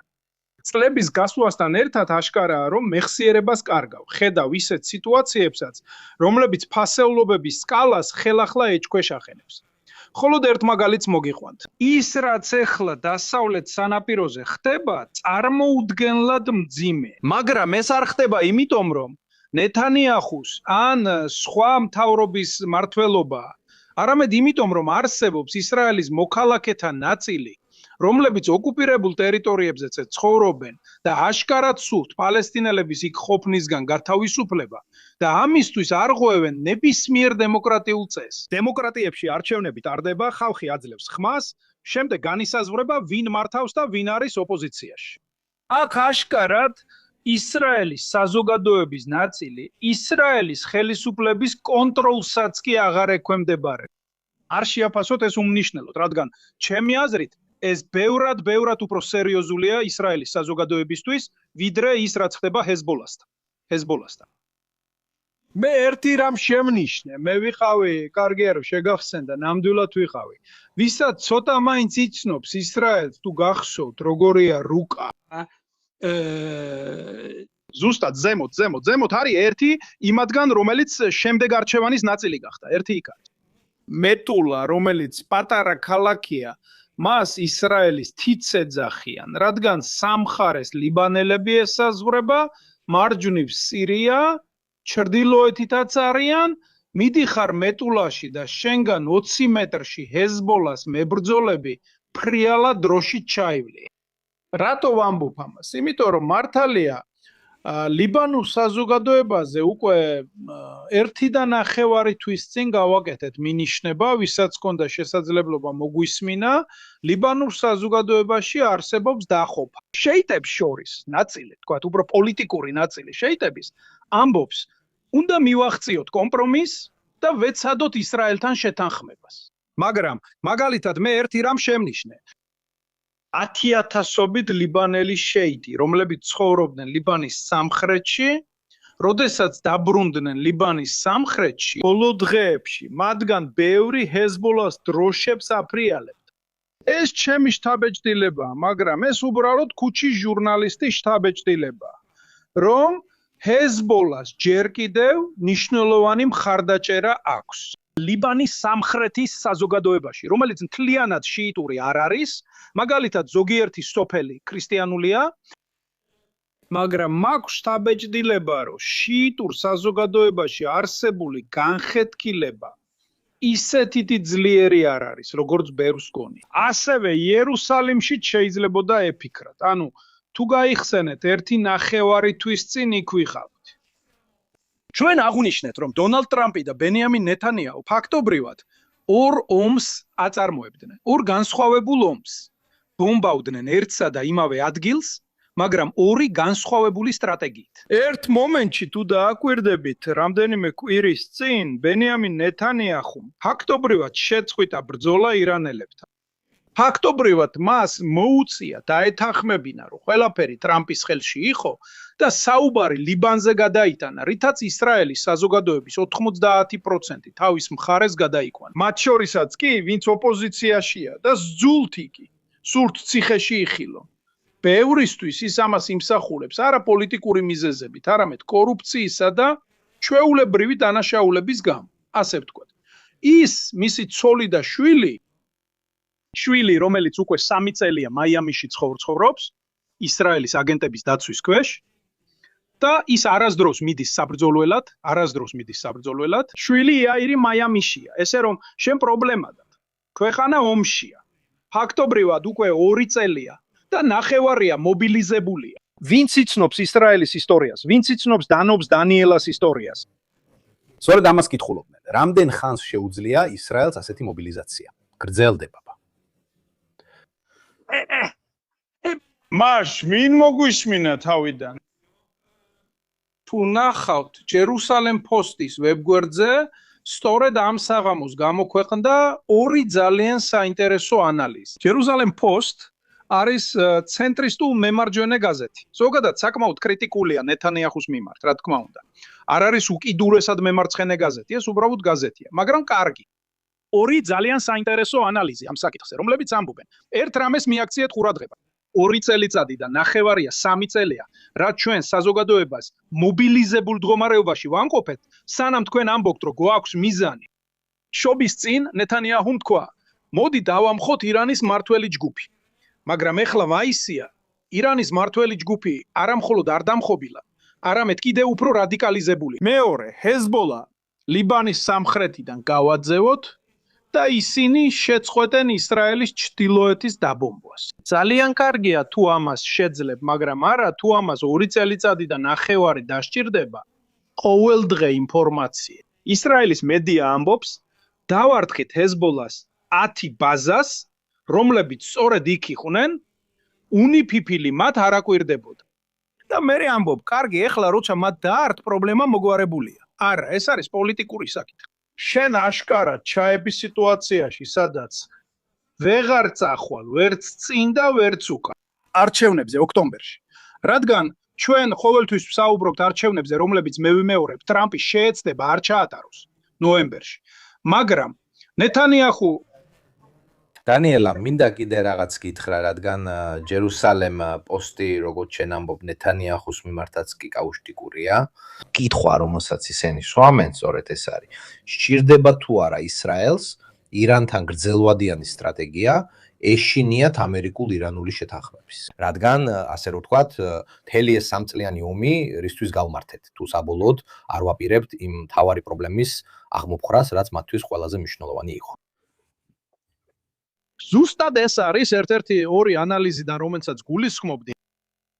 ისრაელის საზოგადოება საინტერესოა, რადგან ძალიან რთული, მაგრამ ძალიან სიცოცხლით სავსე. ანუ, სადაც პოლიტიკური დებატები მიმდინარეობს, ვინც კი ესტუმრა ან ნახა ისრაელის პარლამენტის ან კნესეთის ხდომა, იტალიის პარლამენტ, იქ შედარებით ძალიან წყნარი. ზოგჯერ ის უფრო გავს სამხრეთ კორეის გარკვეულ სცენებს, საზოგადოება ძალიან გაყოფილია, ძალიან პოლემიკურია. და თანაც ეს შედარებით პატარა საზოგადოება, სადაც ხელმძღვანელი ჯგუფები ერთმანეთს იცნობენ, საუბარი მოგიყვან მაგალითს. როცა მე ლაპარაკობ მეტულაზე მართლა, ხედავ, ან თუ მიდიოდი ღაზაში სტეროტიდან, ხედავდი სტეროტის პირდაპირ აივნებზე ღაზადან. ხამასის რაკეტების პოზიციებს. იქ ქვეყანა ძალიან პატარაა, ჩვენ მიჩვეულები ვართ ამ ქვეყნებს უყუროთ რუკებზე, რომლებიც არ გვაგრძნობინებს, რამდენად პატარაა და რამდენად კლაუსტროფობიულია სიტუაცია. თუ შენ რეალურად ვერ ახერხებ ამას, იმიტომ რომ შენ ფაქტობრივად გააცარიელე ლიბანის სამხრეთი მოსახლეობისგან, აიძულე მოსახლეობა წასულიყო. მაშინ ჩვენგან ნებისმიერი, მათ შორის მეც, რომელიც არ ვარ ექსპერტი, როგორც გენერალი კაპიტანი, ხვდები, რომ თუ ქვეყნის ნაწილს ასე გაასუფთავებ და მერე როცა სამოქალაქო მოსახლეობა ბრუნდება, ყველაფერი მშვიდადაა. მაგრამ აშკარად ან ბოლომდე არ გაგისუფთავებია, ან თანამონაწილეობა კიდევ ერთხელ ვიმეორებ, სამოქალაქო მოსახლეობაში ძალიან ძლიერია და მაინც თავარი საკითხი ესაა. ეს ისა, რასაც ანალიტიკოსებიც ამბობენ დღეს საღამოს ჯერუსალემ პოსტში. მაგრამ შენ 2 წელიწადი და ნახევარი გავით. რა მიაღწიე? რატო შენ? ნეტანიაჰუ ხომ არ გემუქრება ტრამპის ბედი, რომელსაც პუტინის ბედი ემუქრება? ანუ ყველა ის, ვინც ადრე იბრძოდა. ჯორჯიო ალფარას ვესალმები, მას ვესალმები. ანაც იმპერიაზე საუბრობდა.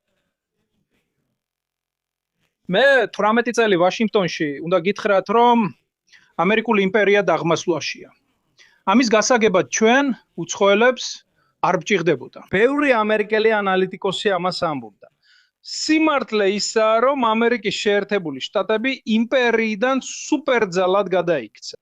გთხოვთ გაითვალისწინოთ, რომ რამდენიმე დღის წინ ვაშინგტონში ბრიტანეთის ელჩს ასეთი უხერხულობა მოუვიდა, როცა სტუდენტების ჯგუფს უთხრა. სინამდვილეში ისტორიული განსაკუთრებული ურთიერთობა ამერიკის შეერთებულ შტატებსა და დიდ ბრიტანეთს შორის, რომელიც დიდწილად გამოგონილი იყო რეალურად მხოლოდ ამერიკის შეერთებულ შტატებსა და ისრაელს შორის არსებობს.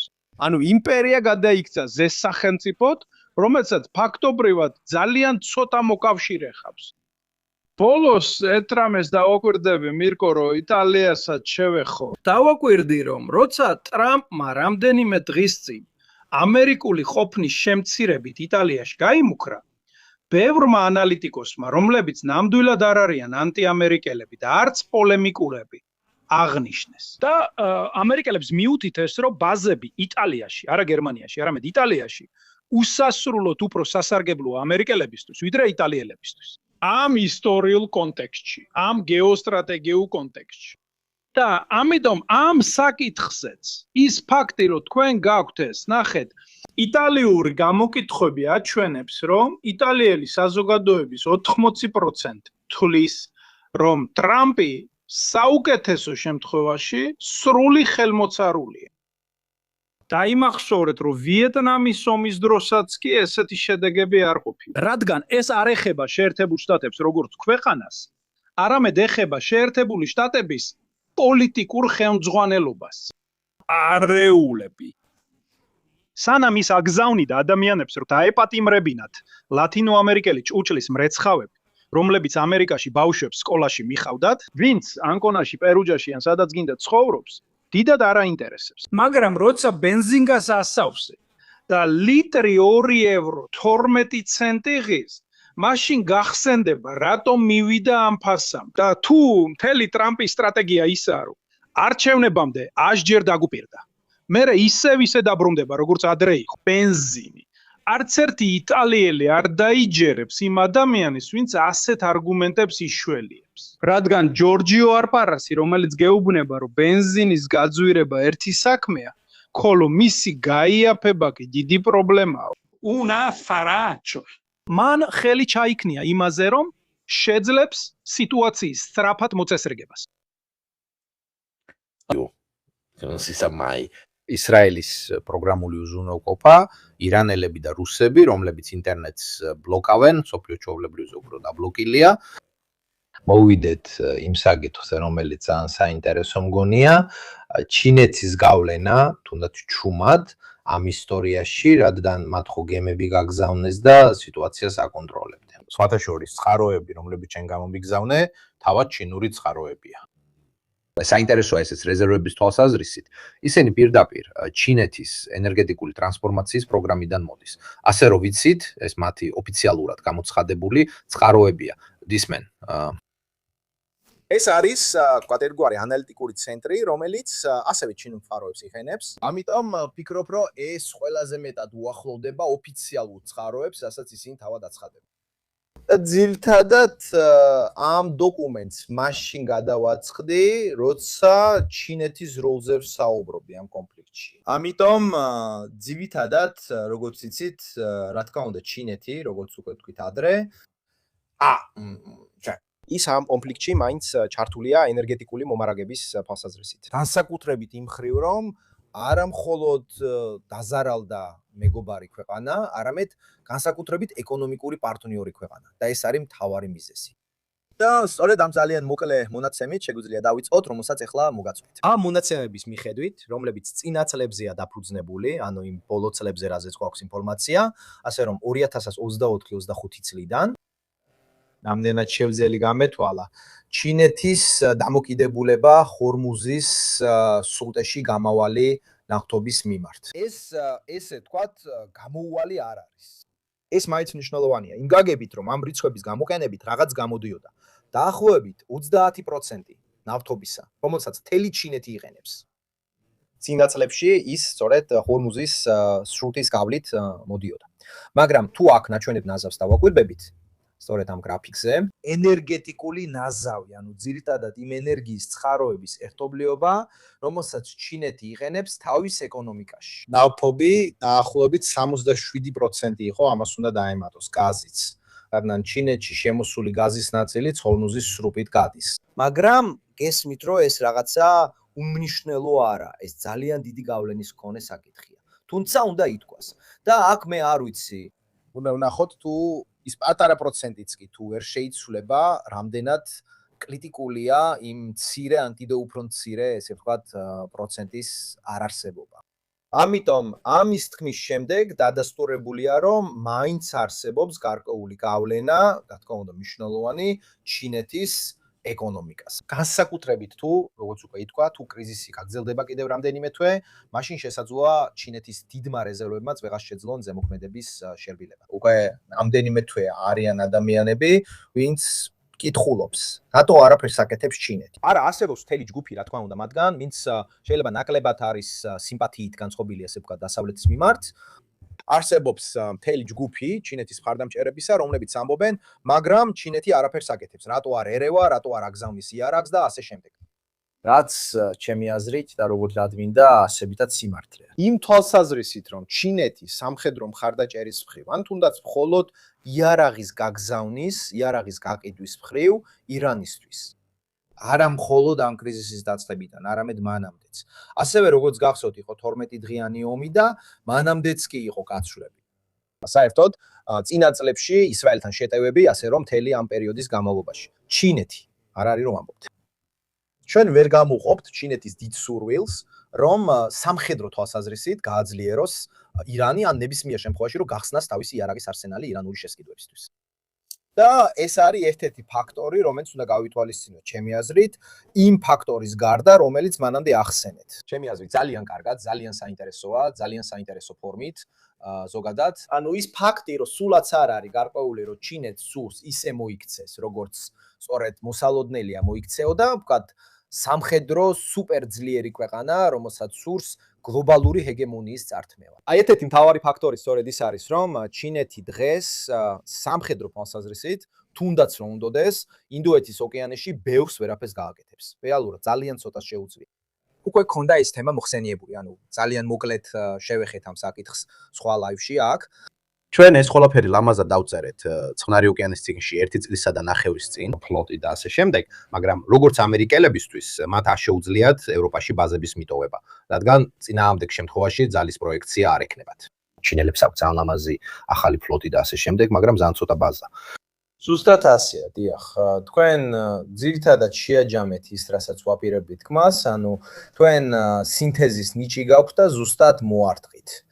ფაქტი ისაა, რომ ჩინეთს ყავს ეს ფლოტი, რომელიც არა მხოლოდ მრავალრიცხოვანია, არამედ ძვირიც. ასევე მათ ბოლო 10 წლეულებში უზარმაზარი თანხები დახარჯეს ამაზე, მაგრამ ეს ფლოტი ძალიან თანამედროვეა, ბოლო 10 წლეულებიდან მოყოლებული, ძალიან ძლიერია, მსოფლიოში მეორე ადგილზეა და უფრო მეტიც, ის მდებარეობს საკუთარ სანაპიროებთან ახლოს. ან წყნარ ოკეანეში, რა თქმა უნდა, ჩინეთის სიახლოვეს.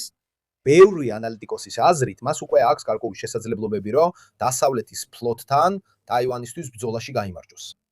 თუმცა თუ გადავინაცვლებთ ისეთ სცენაში, როგორც ინდოეთის ოკეანეა, ან თუნდაც ორმუზის სრუტისკენ, ჩინეთი მნიშვნელოვნად შეზღუდულია. მაგალითად, საზღვაო ძალების გამოყენება. პირველი ბაზების ნაკლებობა, მეორე შორი მოქმედების მომარაგებელი გემების ფლოტის დეფიციტი, რაც კიდევ ერთი განსხვავებაა შეშორ საზღვაო ძალებისგან, ერთ-ერთი სუსტი წერტილი, ასე ვთქვათ, რადგან ადრე საბჭოთა ტავშირსაც ხო ნახეთ ადრე იმ რუკაზე უკვე უფრო ფართო ბაზების ქსელი ქონდა ვიდრე დღეს ჩინეთს აქვს. და ესეც საბჭოთა საზღვაო ძალების სუსტი წერტილი იყო. თუმცა როგორც ხედავთ, მას უკვე საკმაოდ მქარი საზღვაო ბაზების ქსელი ქონდა. ან ქვეყნები, რომლებიც შეთანხმებების მიხედვით ძირითადად უნდა დაეშვათ საბჭოთა სამხედრო გემების მომარაგება ცივი ომის პერიოდში. დღეს ჩინეთს მხოლოდ ერთი სამხედრო და საზღვაო ბაზა აქვს ჩინეთის ფარგლებს გარეთ, რომელიც ჯიბუტიში მდებარეობს. ეს პატარა ბაზა, რომელსაც აქ ხედავთ, რომელიც 2017 წელს გაიხსნა, თუ არ ვცდები, მას აქვს ნავსადგური, რომელიც 34 სამხედრო გემს, ან ერთ დიდ სამხედრო გემს მაგალითად ავიამზიც შეუძლია მიიღოს. და მაინც ისინი მას იჰენებენ, რა თქმა უნდა. დღემდე ჩინეთი პრაქტიკულად მუდმივად განალაგებს მცირე საზღვაო ჯგუფს ინდოეთის ოკეანეში, რომელიც შედგება 2 გემისგან და მათ ძირითადად ამარაგებს მომარაგებელი გემი. ეს უკვე მრავალი წელი ასე გრძელდება. თუმცა თუ საქმე გვაქვს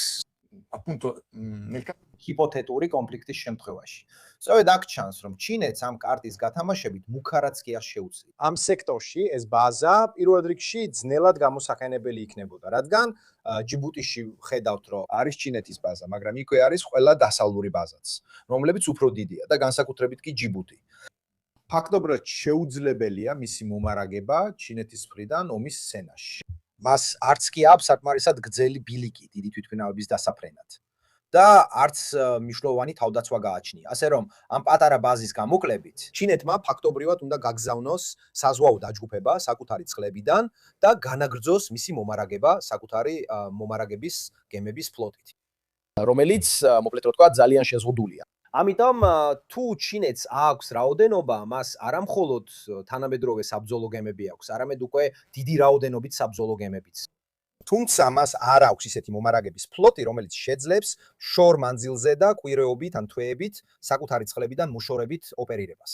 საბოლოოდ, რა შეგვიძლია ვივარაუდოთ, რომ ჩინეთი შეძლებს გააკეთოს მოკლე ვადაში, თუკი და ამას არ გააკეთებს. ალბათ თუ სამხედრო ჩარევის მუქარა მოუნდება, მაქსიმუმად შეუძლია ჩვენი ცოდნის მიხედვით და ამ მომარაგების გემების შესაძლებლობებიდან გამომდინარე, მხოლოდ შეზღუდული მხარდაჭერის გაწევა.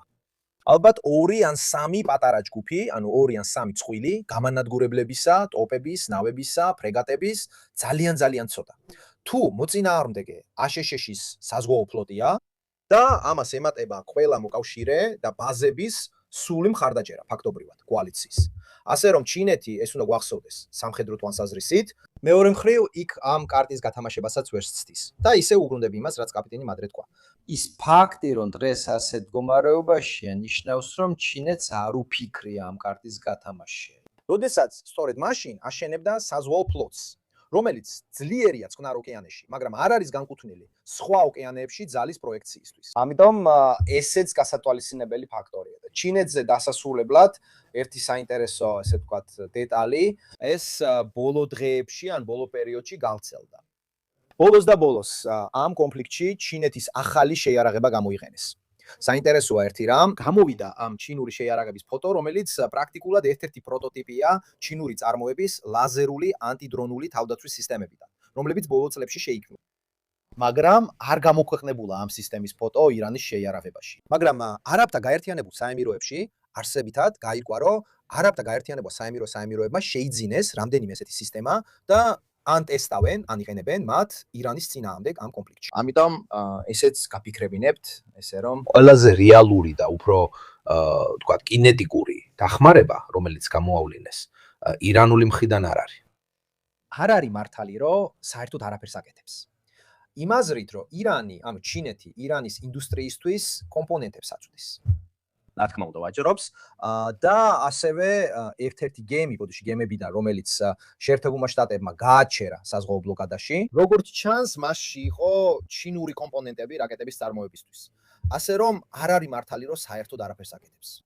მაგრამ როგორც ხედავთ, ეს არ არის ისეთი ქცევა, ვთქვათ, ზესახელმწიფოსი, რომელსაც ომის დაწყება უნდა. აი და სინამდვილეში დავასრულებ კიდევ ერთ საკითხზე, რომელიც ჩემი აზრით საინტერესოა, რადგან ადრე ვისაუბრეთ იმაზე, თუ როგორ სწორედ იმ განსხვავებაზე, ვთქვათ, იმიჯის მხრივ, რომელიც ჩნდება ამ კონფლიქტიდან დიდ სახელმწიფოებს შორის. ანუ ჩინეთი, რომელიც თითქოს შედარებით არ აინტერესებულია, მაგრამ მაინც ძალა, რომელიც თითქოს ოთახში დასულის როლს ასრულებს, ასე ჩანს. ამიტომ ესკალაციას არ ახდენს, თავის პოზიციაზე დგას, ესე ვთქვათ, და ამ შემთხვევაში მეორე მხარეს საერთოდ არ ესხმის თავს. შეერთებული შტატები ჯერ ვიაპარაკეთ სამხედრო სიცხუზე, რადგან შეერთებული შტატები მაინც იმ რანგისა და იმ სამხედრო ხარჯების მქონე ძალაა, ამას არავინ ელოდა. მაგრამ ყველაზე მეტად ჩემი აზრით, სწორადაც ვიაპარაკეთ იმაზე, რომ დაკარგა სანდოობა იმ ქვეყანამ, რომელიც უნდა იყოს გლობალური ზესახელმწიფო, გლობალური პოლიციელი. ან თუნდაც გლობალური ეკონომიკის თვალსაზრისითაც კი, სწორედ ის უზრუნველყოფს წესრიგს და კეთილდღეობას, გლობალურ ეკონომიკას.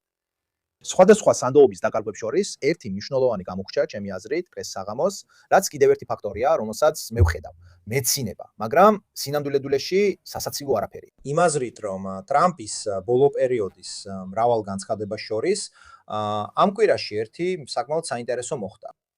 ჩვენ როგორც მახსოვს უკვე ვახსენეთ Project Freedom-ის სახელი, ან ფაქტობრივად გასულ კვირა დღეს კვირასა და უშაბათს შორის ტრამპმა გამოაქვეყნა ეს tweet-ი, ეს პოსტი თავის სოციალურ ქსელში, სადაც ამბობდა, რომ იწყებდა ეგრეთ წოდებული Project Freedoms. ანუ ფაქტობრივად ის ერთგვარად აძლევდა მწვანე შუქს იმ სავაჭრო გემებს, რომლებიც ყურეში არიან გაჩერებული და უამრავ ქვეყანას ეკუთვნიან, როგორც წარმოგიდგენიათ, ეს ჰუმანიტარულ ტრაგედიასაც იწვევს, რადგან ამ გემებზე ეკიპაჟები არიან ჩარჩენილი.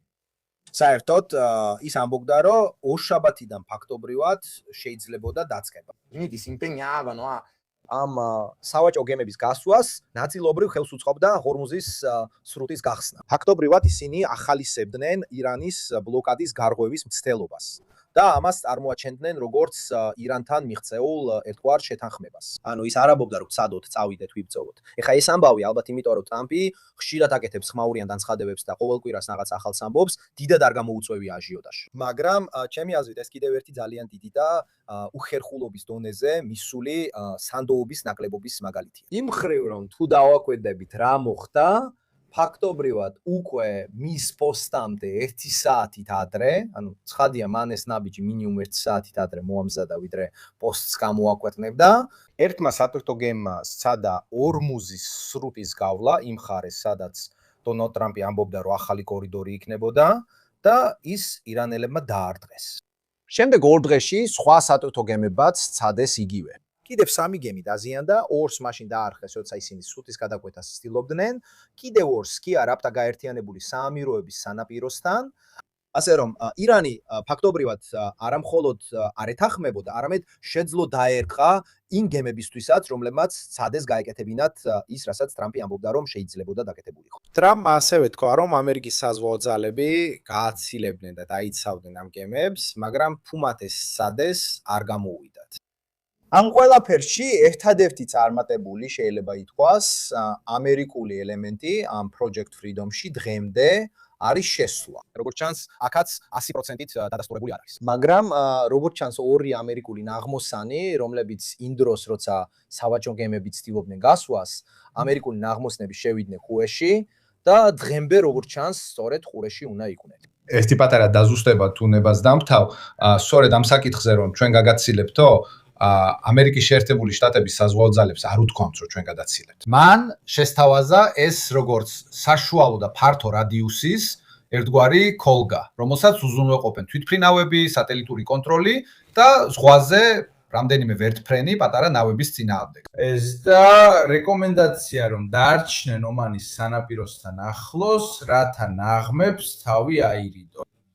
ეს იყო ის, რასაც შეერთებული შტატების თავაზობდა, არავის შეუთავაზებია გემების თანხლება თქვეს. ნახეთ, ჩვენ გვთავაზობთ ამგვარ კოლგას, მეტნაკლებად გაფართოებულს, რომელიც თეორიულად უნდა მუშაობდეს. ამ ეტაპზე თქვენზეა დამოკიდებული გემთმფლობელებზე და შემდეგ გემების კაპიტნებზე ნახოთ თუ ის, რასაც გთავაზობ, საკმარისია თუ არა, რომ თავი დაიცვათ. სარეკლამო შეფუთვა უკვე იყო. ჩვენ ამას იმიტომ არ ვაკეთებთ, რომ ბლოკადა გავარღვიოთ, რომელიც ჩვენ თვითონ დავაწესეთ. არამედ იმისთვის, რომ ეკიპაჟებს ჭამა, დალევა და ნორმალურ ცხოვრებაში დაბრუნება შეეძლოთ, როგორც ჰუმანიტარული აქტი. ის ფაქტი, რომ გემთმფლობელებმა და მეთაურებმა ხურეში უპასუხეს, დიახ, ჩვენთვის ეს სასიამოვნოა, კარგი, გავითვალისწინებთ და შეგატყობინებთ, რადგან პრაქტიკულად თითქმის არავინ მიუღია სერიოზულად ეს შეთავაზება ნავიგაციის უსაფრთხოების თვალსაზრისით იმ მოკლე ზღვის მონანაკვეთში. ის რამდენიმე, ვინც სერიოზულად მიიღო ეს, შენც კარგად შეგახსენებია, რა დაემართათ მათ. თქვათ, ეს იყო გეგმა, რომელსაც თავად შეერთებული შტატების საზღვაო ძალები ამბობდნენ. ნახეთ, ჩვენ ვერავის გავაცილებთ ორმუზის სრუტეში, ბოდიში ჩარევისთვის. არა, სინამდვილეში სასარგებლო იყო, რადგან ალბათ არასწორად მახსოვდა, გადავედი და ვიპოვე tweet-ი. მართლა ალბათ ძალიან ოპტიმისტი ვარ, რადგან ის ამბობს, დაგეხმარებით ამაში ამ კატასტროფიდან გამოსვლაში. არსებითად. ამიტომ თქვათ, რომ გზას გიჩვენებთ, თქვენ წადით წინ. ზუსტად ასე. ის მოусმინე ხმას კი, მოდი ჩემკენ, მე ვარ ის, ვინც ხელებს აქნევს ნაღმების ველის გელის გარეთ, აი ეს ვარ მე. სინამდვილეში ყველა გემი, რომელიც დაზიანდა, სწორედ იმ მარშრუტზე დაზიანდა ომანის მახლობლად, რომელიც მათ მიუთითეს. ასე რომ კიდევ ერთი დიდი სვლა. და კიდევ ერთი რამ, რაზეც ნაწილობრივ თანხმდებიან როგორც ირანელები, ასევე ამერიკელები, ის ორი გამანადგურებელი ხომალდი როგორც ჩანს არ დაზიანებულა. რადგან არ გვაქვს უფკიცებულება, რომ ირანელებმა დააზიანეს ისინი, მაგრამ ისინი მაინც იყვნენ სამიზნე. ანუ ამერიკელები ამბობენ, რომ ისინი შევიდნენ, რა თქმა უნდა, გმირულად, ვერტმფრენებით, მტრის ცეცხლის ქვეშ და შეძლეს ეს, მაგრამ ირანელებმა თქვეს რაღაცა მსგავსი, რომ მათკენ გამაფრთხილებელი გასროლები გაუშვით. ამიტომ აქაც სიმახტის გარკვევა რთულია, მაგრამ ალბათ მართლაც შევიდნენ. მე კიდევ ვიპოვე სატელიტური სურათი, სადაც ჩანს, რომ ეს ორი გამანადგურებელი სწორედ მეორე დღეს ყურეში არიან. ეს სურათი ცოტა უხარისხოა, რადგან დაბალი რეზოლუციის სატელიტია, სიგრძით ქვანან მათ, თუმცა ზუსტად არ ვიცით, როგორც არ უნდა იყოს. ეს ყველაფერი სწორედ ეს ამბავი. ტრამპმა სხვათა შორის კიდევ ერთი პოსტი გამოაქვეყნა და თქვა არა. სინამდვილეში, რადგან პაკისტანმა გთხოვა, მოლაპარაკებები ასე კარგად მიდის, წვეთთ ამ ეტაპს, რადგან კარგად არ გაიგეს რატომ, მაგრამ არსებითად იმიტომ, რომ ეს მოლაპარაკებებს უშლიდა ხელს. ცხადია, ეს არის, თქვათ, ბოლო, გარკვეულწილად ბოლო ამბავი ტრამპის შესახებ ვიტყოდი ამ კვირაში.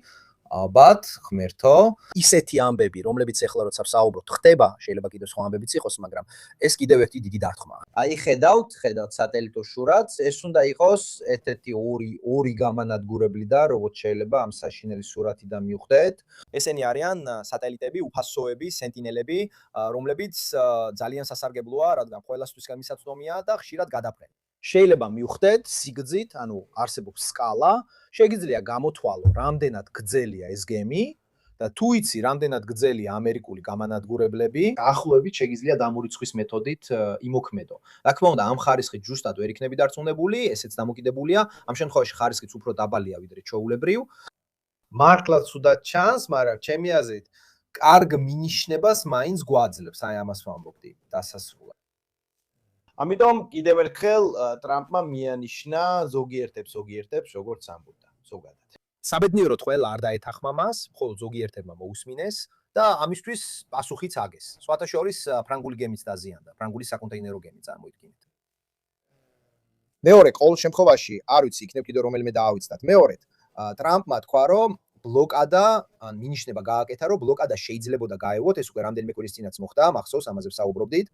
ეს უკვე ერთხელ ადრე მოხდა, როცა ტრამპმა tweet-ი დაწერა, სადაც ფაქტობრივად ისევ მიანიშნა რომ ბლოკადის გავლა შეიძლებოდა და ირანმაც დაარტყა გემებს. ან ყოველ შემთხვევაში გააძევა და დაემუქრა გემებს. ამიტომ მე ვკითხულობ ამ ეტაპზე, რასაც არ უნდა თქვას ტრამპმა ამ მომენტიდან მოყოლებული. როგორ შეიძლება დიპლომატიურ დონეზე, მაგრამ ასევე კომერციული კომპანიების დონეზეც მინიმალური ნდობაც კი კონდეს იმას, რასაც ის ამბობს.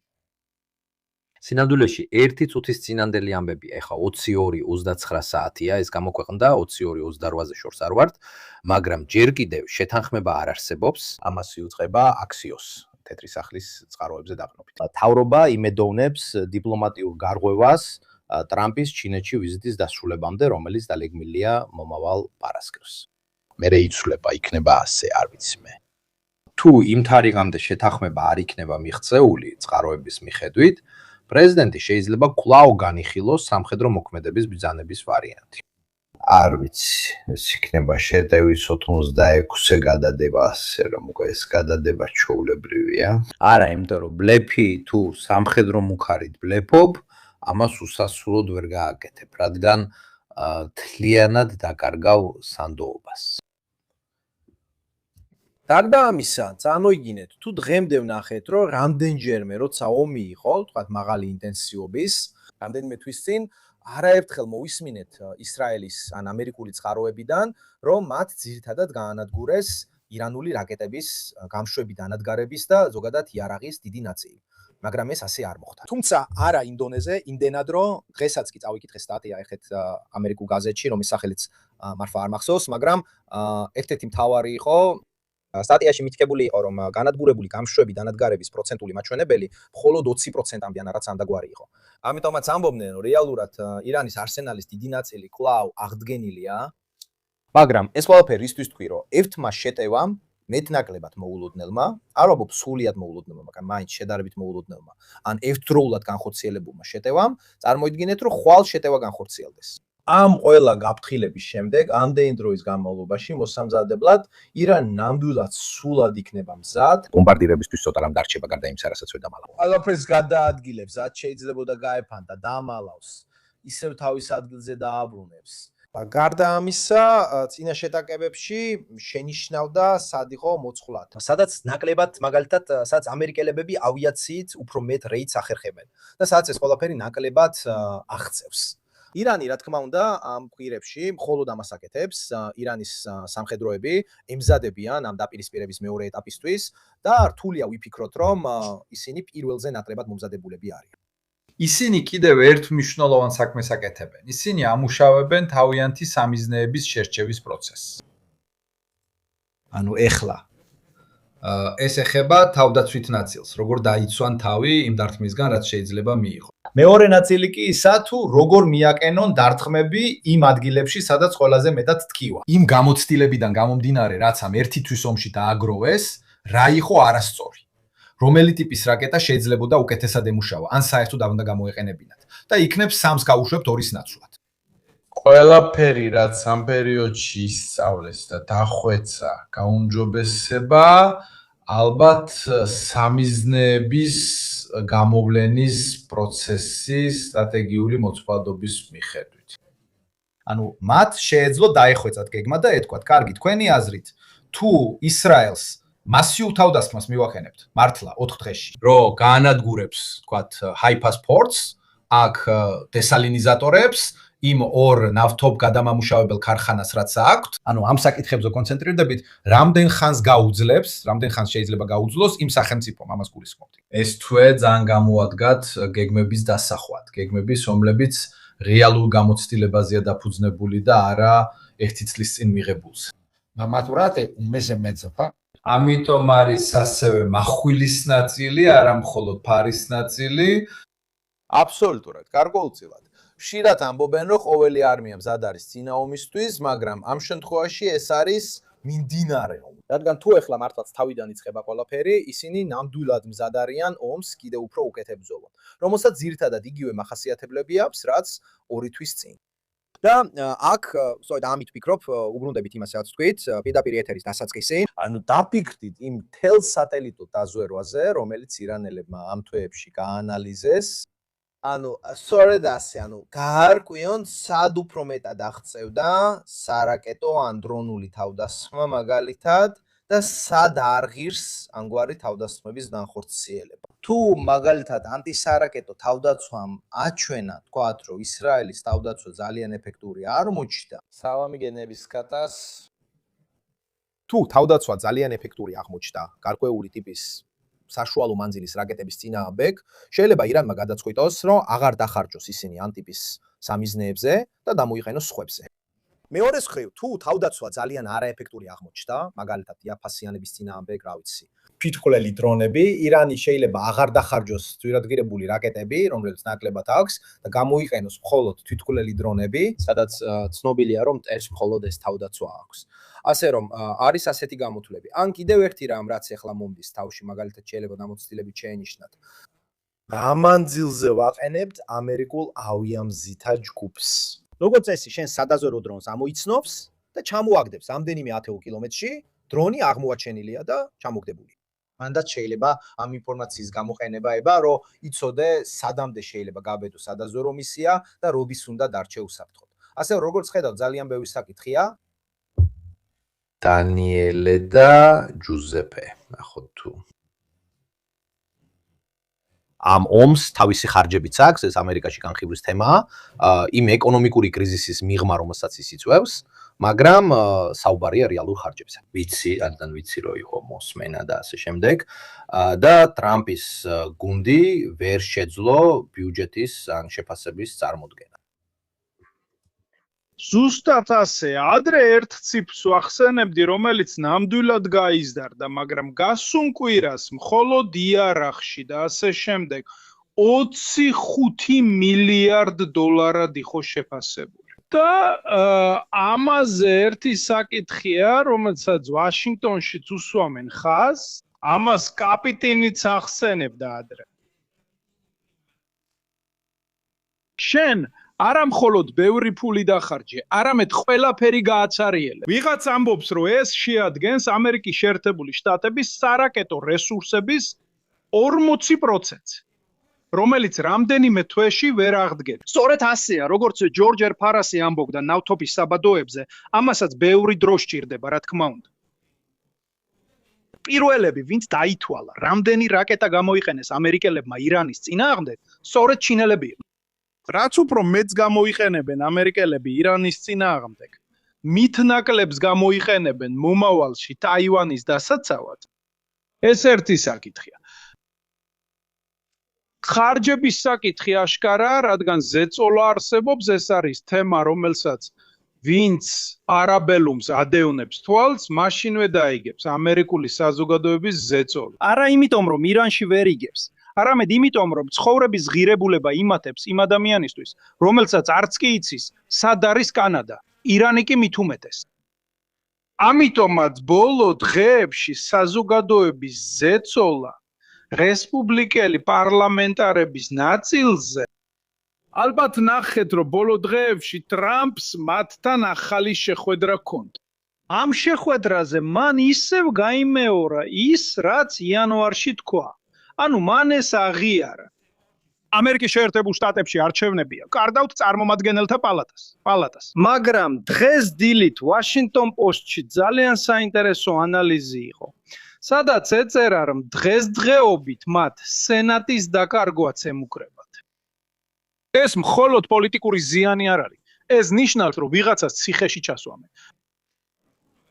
ანუ ჩვენ ისეთ სიტუაციაში ვართ, სადაც ამერიკული საზოგადოება პოლიტიკურ დონეზე იმდენად გამკაცრდა, კი ტრამპი ცდილობს ციხეში ჩასვას ყოფილი FBI-სა და CIA-ის დირექტორები და ასე შემდეგ.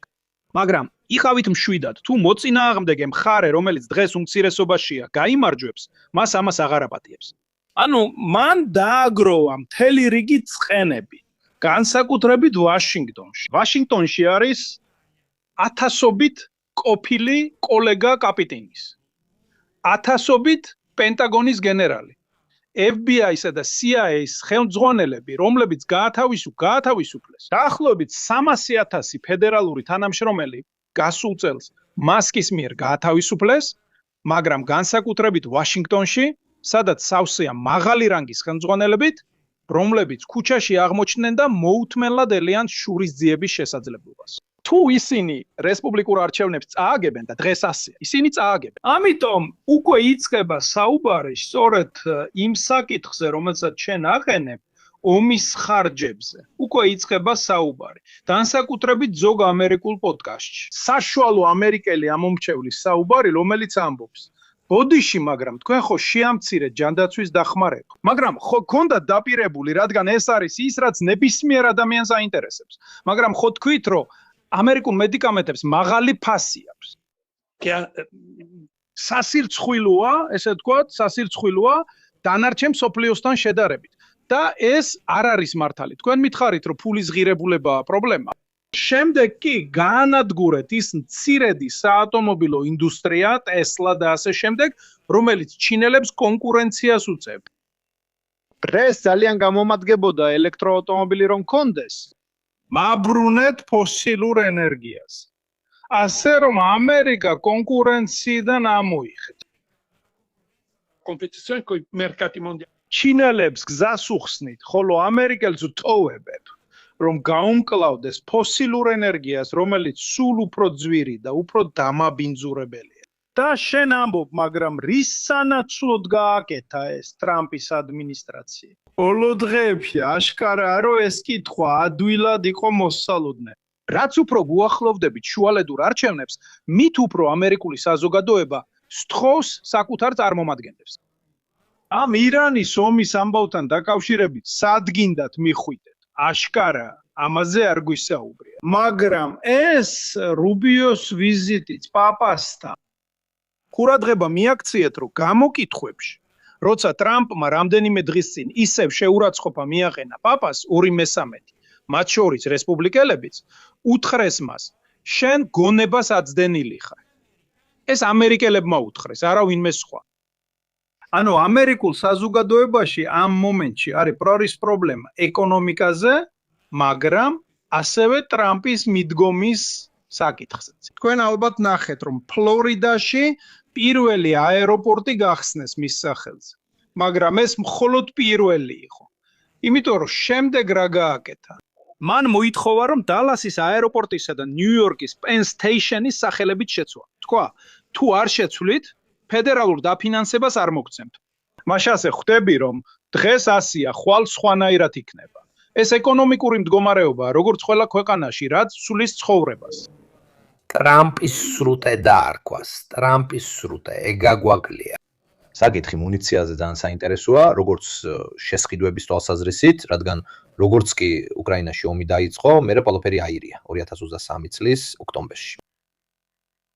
ღაზას სექტორში პირველი შეშფოთება, რასაც ყველა კვლევითი ცენტრი დამოხატავდა, იყო ის, რომ ამერიკა ვერ შეძლებდა ორი საშუალო ინტენსივობის კონფლიქტის მართვას. და შესაბამისად ორი ფრონტის მომარაგებას. სწორედ ამას ცდილობდნენ აეცილებინათ სწრაფი ჩარევებით, მათ შორის კოალიციის მხრიდანაც.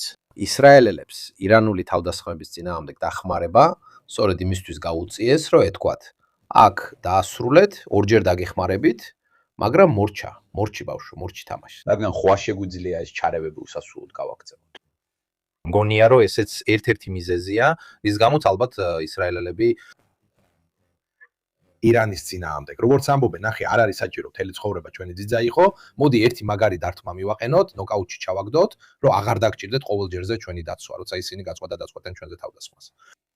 და ამის ნაცვლად ზუსტად საპირისპირო შედეგი მიიღეს.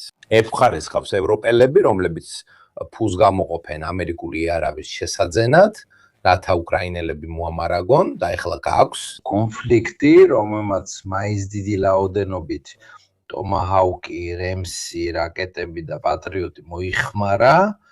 ამიტომ ზუსტად ის ორი სცენარი, რომელიც არ გინდოდა, თავადვე შექმენი. ორ შემთხვევაში ესე ამბობდნენ 23-ში. დავამატებ ერთ რამეს. არის ორი საკითხი, რომელსაც შეგვიძლია დაუკავშიროთ იმას, რასაც გიორგი ალფარასი ამბობდა. ტრამპის ადმინისტრაციამ ორ თვეში შეძლო სტრატეგიული მარაგების დაცვა. რადგან ერთ-ერთი პრობლემა, რომელსაც ალფარასი ხსნიდა, ისაა, რომ მართალია ამერიკელები ჩვენც ვხიდიან ენერგიას. მაგრამ ასევე მართალია, რომ როგორც ცხოვრების ყველა საკითხში, თუ 100 მილიონი ბარელი გაქვს, ჯადოსნური ჯოხით ვერაფერს გააკეთეთ. თუ უფრო მეც ხიდი ვიდრე აწარმოეთ, მარაგი იკლებს. იგივე ხდება ამუნიციასთანაც. ამიტომ ეს ორი რამ, რასაც თქვენ ამბობთ, ერთად მიდის. და დღეს დილით სწორედ ამ თემაზე გამოქვეყნდა გამოძიება Financial Times-ში. ევროპელებისთვის იარაღის საკითხზე.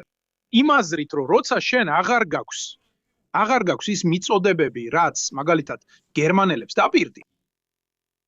ეს ქმნის პრობლემას, რომელიც ევროპას რეალურად თოვებს თავდაცვით ვაკუუმში 3-დან 4 წლის განმავლობაში. ამ ეტაპზე პოლიტიკური რეაქცია.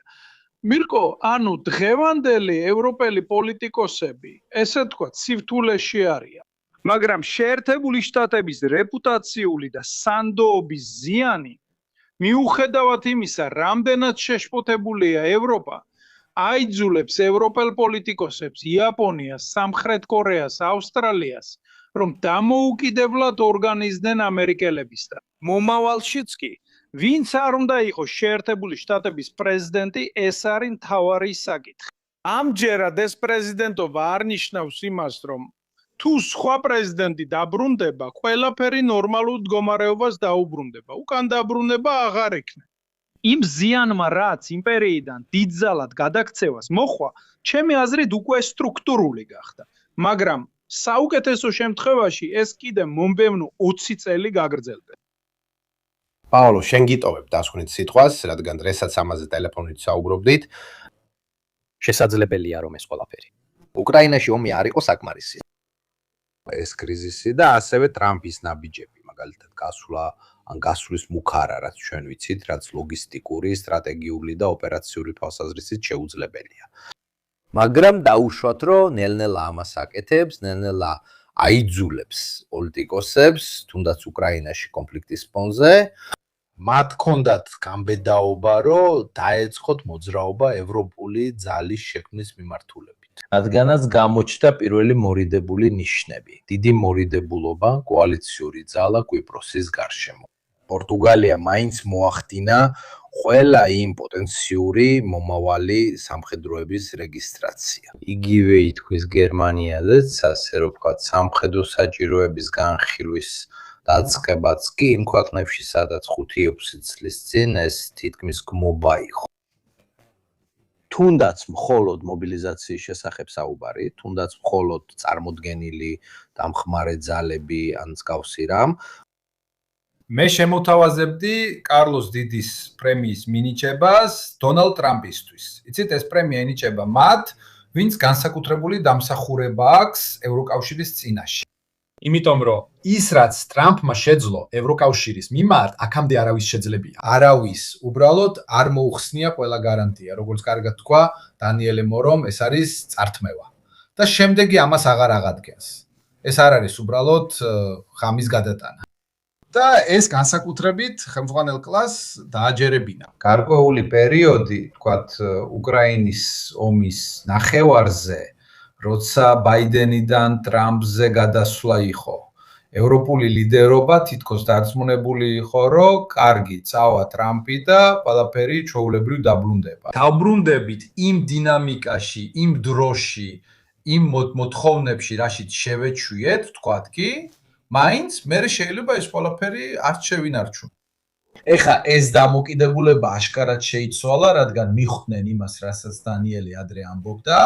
დაიმახსოვრეთ, რომ ტრამპის წასვლის შემდეგ უკან დაბრუნება აღარ იქნება. დაბრუნდებიან და დარჩებიან უფრო ზრდილობიანად, უფრო მშვიდად, შეიძლება ცოტა უფრო მოდუნებულადაც. ამ ტიპის ურთიერთობაზე შეერთებულ შტატებთან. პრობლემა ისაა, რომ ჩვენი მართველი კლასები არ შექმნილა საგანგებო სიტუაციების სამართავად. და განსაკუთრებით არ შექმნილა ესეთი დონის საგანგებო სიტუაციების სამართავად, ანუ წყვეტთ, რომ სახელმწიფოების ბიუჯეტის მნიშვნელოვანი ნაწილი გადავა მის სამართოდ. რადგან მე მახსოვს, რომ ევროკავშირი არის სახელმწიფოთა შორისი შეთანხმება. ეს არის არა ერთი სახელმწიფო, რომელიც წყვეტს ამაში დააბანდოს თუ იმაში. ამიტომ უნდა ვთხოვოთ ყველა ევროპულ სახელმწიფოს, რომ მათი მთლიანი შიდა პროდუქტის მნიშვნელოვანი ნაწილი გადაიტანონ გადაიარაღებაზე. მხოლოდ ისაა, რომ ჩვენს მართველ კლასებს სამართლიანად უწევთ იმის გათვალისწინება, რომ ისე უნდა მიიღონ ხმები, ისე უნდა წარდგნენ არჩევნებს. და ეს ეხება ქვეყნის შიდა პოლიტიკურ ნაწილს. მაგრამ რაც ყველაზე მეტად გვაკლია არის, რომ საერთოდ არ გვაქვს წარმოდგენა რა უნდა გავაკეთოთ, ან რომ რაღაც უნდა გაკეთდეს. ყველა თანხმდება, როცა შემდეგ კითხვას ვსვამთ, კი, მაგრამ რა უნდა გავაკეთოთ? და ისინი აქედან იწყება სული ქაოსი. უკვე იმ მომენტიდან, როცა ვცდილობთ საფრთხის იდენტიფიცირებას, ისეთი საფრთხისა ან საფრთხების სერიის, რომელიც თელ ევროპაში სანდოდ მიიჩნევა, მის საზღვრებიდან რუსეთის ფედერაციასთან, მის საზღვრებამდე ატლანტიკის ოკეანესთან, რომელი არის ის რეალური საფრთხეები, რომლებიც ევროპას დესტაბილიზაციას მოუტანენ, რომელიც მომდევნო 20, 30, 40 წლის განმავლობაში ნაკლებად იქნება დაცული შეერთებული შტატებისგან. ეს კარგი კითხვაა, რადგან ამ კითხვაზე გაცემული პასუხის მიხედვით განისაზღვრება რა იქნება საფრთხეები. სწორედ ამით ხალიფდება დოქტრინები, ანუ როგორ ისწავლება საფრთხეები და რა საშუალებებით უნდა უპასუხო მათ. ანუ რა არის სამხედრო, სამრეწველო პოლიტიკა, რომელიც ევროპას მისცემს საშუალებას განახორციელოს დოქტრინა, რომელიც საჭიროა საფრთხეების ასათხეების ასაცილებლად. ეს არის ლოგიკური პროცესი, მაგრამ ეს პროცესი ჯერ კიდევ არ არსებობს, რომელიც იმის გარდა რომ მოდის, გავს ქათამს, რომელიც გარბის, ქათამს თავს აკვეთილს, რომელიც სადღაც გარბის და არ იცის რა გააკეთოს. ვიცით რომ რაღაც გასაკეთებელია, მაგრამ რა ეს არავინ იცის. მოგვდიან და გვირთხამენ უკანალში, პაოლო, მაგრამ არა, სწორად თქვი, მოგვადგნენ და გვირთხამენ უკანალში. ეს არის ხელმძღვანელი ნაწილი, მაგრამ მაინც უკანა. გულისხმობ, სწორედ ეს არის, რომ ტვინის არარსებობის შემთხვევაში უთხრამ იმ ერთადერთ ნაწილს, რითაც აზროვნებენ, ან უკვე აზროვნებენ იმ ნაწილით, წარმოიდგინე კიდე უთხრამ, რა არეულობაა. პრობლემა კი ჩვენთვის, ევროპელებისთვის, ჩვენთვის, სხვადასხვა ევროპული სახელმწიფოს მოქალაქეებისთვის ძალიან სერიოზულად დადგება, რადგან ჩვენ დაგვისვამენ ესეთ კითხვას. ბიჭებო, ავირჩიოთ ვინმე, ვინც რაღაცას მაინც ერკვევა, ან ვინც შეძლებს პროცესის დაწყებას, იმიტომ რომ ის დრო, როცა ვამბობთ, ეხლა ვნახოთ, ეხლა გავაკეთოთ, ეხლა ვიფიქროთ ამაზე, ეს აღარ არის ჩვენს ხელთ. და ამიტომ უნდა ვიპოვოთ ვინმე, ვინც შეძლებს პროცესის განვითარებას. არა მარტო ჩვენ ვსაუბრობ ფრანგებზე, გერმანელებზე, ინგლისელებზე, ესპანელებზე და ჩვენს ხელთაც ყავს ხალხი, ვინც ამას შეძლებს, ვისაც ექნება იდეა. როგორც არ უნდა იყოს, მეორე მხრივ გვაქვს მტკიცებულება თუ რას ნიშნავს ეს. გახსოვთ, როცა კოპიზე ტელეკომენტარი იყო, ერთი კაცი მარტო ლიდერობდა. აი, მის სახელია ფაუსტო კოპი. ძალიან კარგად მუშაობს ველოსპორტში, ის ლეგენდად იქცა. ტრამპმა ეს გადააქცია ლიდერობის სისტემად, რომელიც არ მუშაობს. რადგან ეს არის უკიდურესად რთული სისტემა, სუპერსახელმწიფო. ან როგორც სხვადასხვა და რთული სახელმწიფოების გაერთიანება, როგორიცაა ევროპა. ეს შეუძლებელია არ მუშაობს, თუ ერთი ადამიანი მართავს ყველაფერს და ამავდროულად რო დარჩეს მარტო ხელმძღვანელად, მთლიანად თავი მოუკვეთა მთელ იმ სტრუქტურას. ცოდნის, კომპეტენციების, მეხსიერების და ასევე იდეების, რომლებიც რთულ სახელმწიფოს საშუალებას აძლევს, ნელა, მაგრამ გასაგებ მიმართულებებში იმოძრაოს. ჩვენ გვყავს ვიღაცა, ვინც ფიქრობს როგორც პეტროლიმის იმპერატორი. ბრავო, მადლობა, გეუბნებიან ბრავოს, მაშინაც კი როცა არაფერს ამბობ. ეს არის მისი მიზანი. მაგრამ ეს სისტემა არ მუშაობს, რადგან დიდ მასებს სჭირდებათ რთული პროექტები და განკვეულობა. რთული პროექტები, რომლებსაც განხორციელებისთვის ათწლეულები სჭირდებათ. თუ გადაწყვეტ, რომ მიზნიდან თავი შეიკავო, ეს არის პროცესი, რომელიც იწყება ევროპიდან, ეს არის პროცესი, რომელიც იწყება დღეს და მთავრდება 40 წლის შემდეგ. თუ გინდა რომ რაღაცა შენთვის გააკეთო, დახურვა. ევროპა ეკონომიკური თვალსაზრისით მოძრაობს, ქმნის ინსტრუმენტებს, რათა მართოს კრიზისის შემდეგ. თუ უბრალოდ დღევანდელი დღით ვცხოვრობთ, შენ ამას ხედავ? ამზადებს იმას, რაც შეიძლება იყოს პროექტის დასაწყისი, ასე ვთქვათ. ანუ განიხილება პროექტის დასაწყისი. თემები, რომლებიც არაფრიდან არ ჩნდება. კანადის პრემიერ-მინისტრმა თქვა, რომ სოფლიო შეიცვალა და აღარ იყო იმპერია, არამედ ზესახელმწიფო. შემდეგ გაჩნდა რამდენიმე წინადადება, ცნობილი დრაგისა და ლეტას წინადადებები. დავტოვოთ ეს. ეს დამსახურება, მაგრამ ეს მხოლოდ სიგნალებია. სიგნალები და სიგნალები. ერთ მომენტში დაიწყეს განხილვა, რომ ევროპული საჯარო ვალი შეიძლება ნაწილობრივ ჩაანაცვლოს ამერიკული, რომელიც აშკარად ძალიან ცუდ მდგომარეობაშია. ეს რო ფინანსებზე გადავიდეთ, ასე რომ არსებობს ეს ძლიერი სიგნალები, მაგრამ მართალია ის, რასაც ადრე გენერალი ამბობდა, ანუ ამას 10 წლეულები სჭირდება. ანუ იმ მომენტიდან, როცა გადაწყვეტ ამის გაკეთებას, ყველასთვის ასე არ არის. მაგალითად, იაპონიაში ამ კრიზისმა უზარმაზარი პრობლემა გამოიწვია. ქვეყნებს, რომლებსაც ბევრად მეტი დამოკიდებულება აქვთ. მაგრამ ევროპაზე რო დაუბრუნდეთ, უნდა იფიქრო, რომ ესე ვთქვათ, ევროპა საომრად უუნარო გახდა. სწორადაც არის, რომ ორი საშინელი ომისა და სოციალური სახელმწიფოს აშენების შემდეგ შენ აღარ გაქვს საბრძოლო სული. გინდა გააკეთო რაღაცები, რაც მაგალითად სხვა ქვეყნებში ჯერ კიდევ არის, აქ აღარ არის. იაპონიაში არის კულტურული რაღაცები. როცა საბრძოლო სულისკვეთება სოციალური სახელმწიფოთი შეცვალე, აღარ გინდა ხალხი სამხედრო სამსახურში ამ მსგავს რაღაცებში ჩართო. ამიტომ არსებობს ძალიან რთული და ძალიან კომპლექსური კულტურული ფენომენები. ამიტომ არ არის ასე, რომ პოლიტიკოსები ჯადოსნური ჯოხით მოულოდნელად გადაწყვეტენ, რომ ევროპა არამხოლოდ ხელახლა აიარაოს. რომ დრაგის 3 პროექტიდან ერთ-ერთი, გარდა ამისა, შედის მაღალ ტექნოლოგიურ სფეროში, მეორე პროექტი და მესამე კი ეკოლოგიურიც ხდება. და სურვილიც უნდა გქონდეს, ესე რომ საჭიროა ესეც. მაბადეთ ეს ხუმრობა. სასტოლიკ. ანუ უნდა გქონდეს მოთმინება, რადგან ეს ისტორიული მოვლენები ძალიან გრძელვადიანია და მოთმინება გჭირდება, თორემ სხვა შემთხვევაში საკმარისია საშინელები ვართ. ევროპა ვენერა, არა მარსი. შეერთებული შტატები შემდეგ შეჭამს წარმოიდგინეთ ჩინელები ან მაჰმადიანები. უნდა ვიყოთ დისტანცირებულები და ვიცოდეთ, რომ ის რაც ახლა ხდება, ალბათ მართვადია ძალიან გრძელვადიან პერიოდში. საინტერესო ის არის, რომ საბოლოოდ ევროპის გასაბუძებლად საჭირო გახდა არა მხოლოდ გარენტერი, არამედ მტერი მეგობარი, რომელიც მტრად იქცა.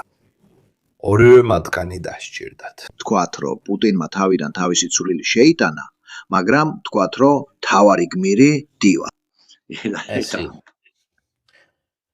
მაშ ყველას მადლობას ვუხდი ამ საღამოსთვის, ედუარდო ფონტანა, ყველა წყარო აღწერაშია მითითებო, ასე რომ თუ გინდათ გადახედეთ.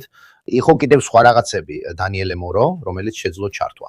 ასე რომ გამოგვივიდა ჯორჯო არფარასი თავის ეკონომიკური ანალიზებით და გენერალი პაოლო კაპიტინი, რომელიც ნეპიშის სახში გარბოდა, რომ ეს ჩართვა გაეკეთებინა. ასე რომ ყოველთვის შეგვიძლია ყველაფერი მოვახერხოთ. საბოლოოდ ჩვენ კვირას შევხვდებით. მიკროკატასაც ვესალმები და მიკროკატა, რომელიც კამერაში ურება, ჩემი აზრით ცოტა დივა ხდება. ერთი. ცოტათ ღამემშვიდობისა. ღამემშვიდობისა.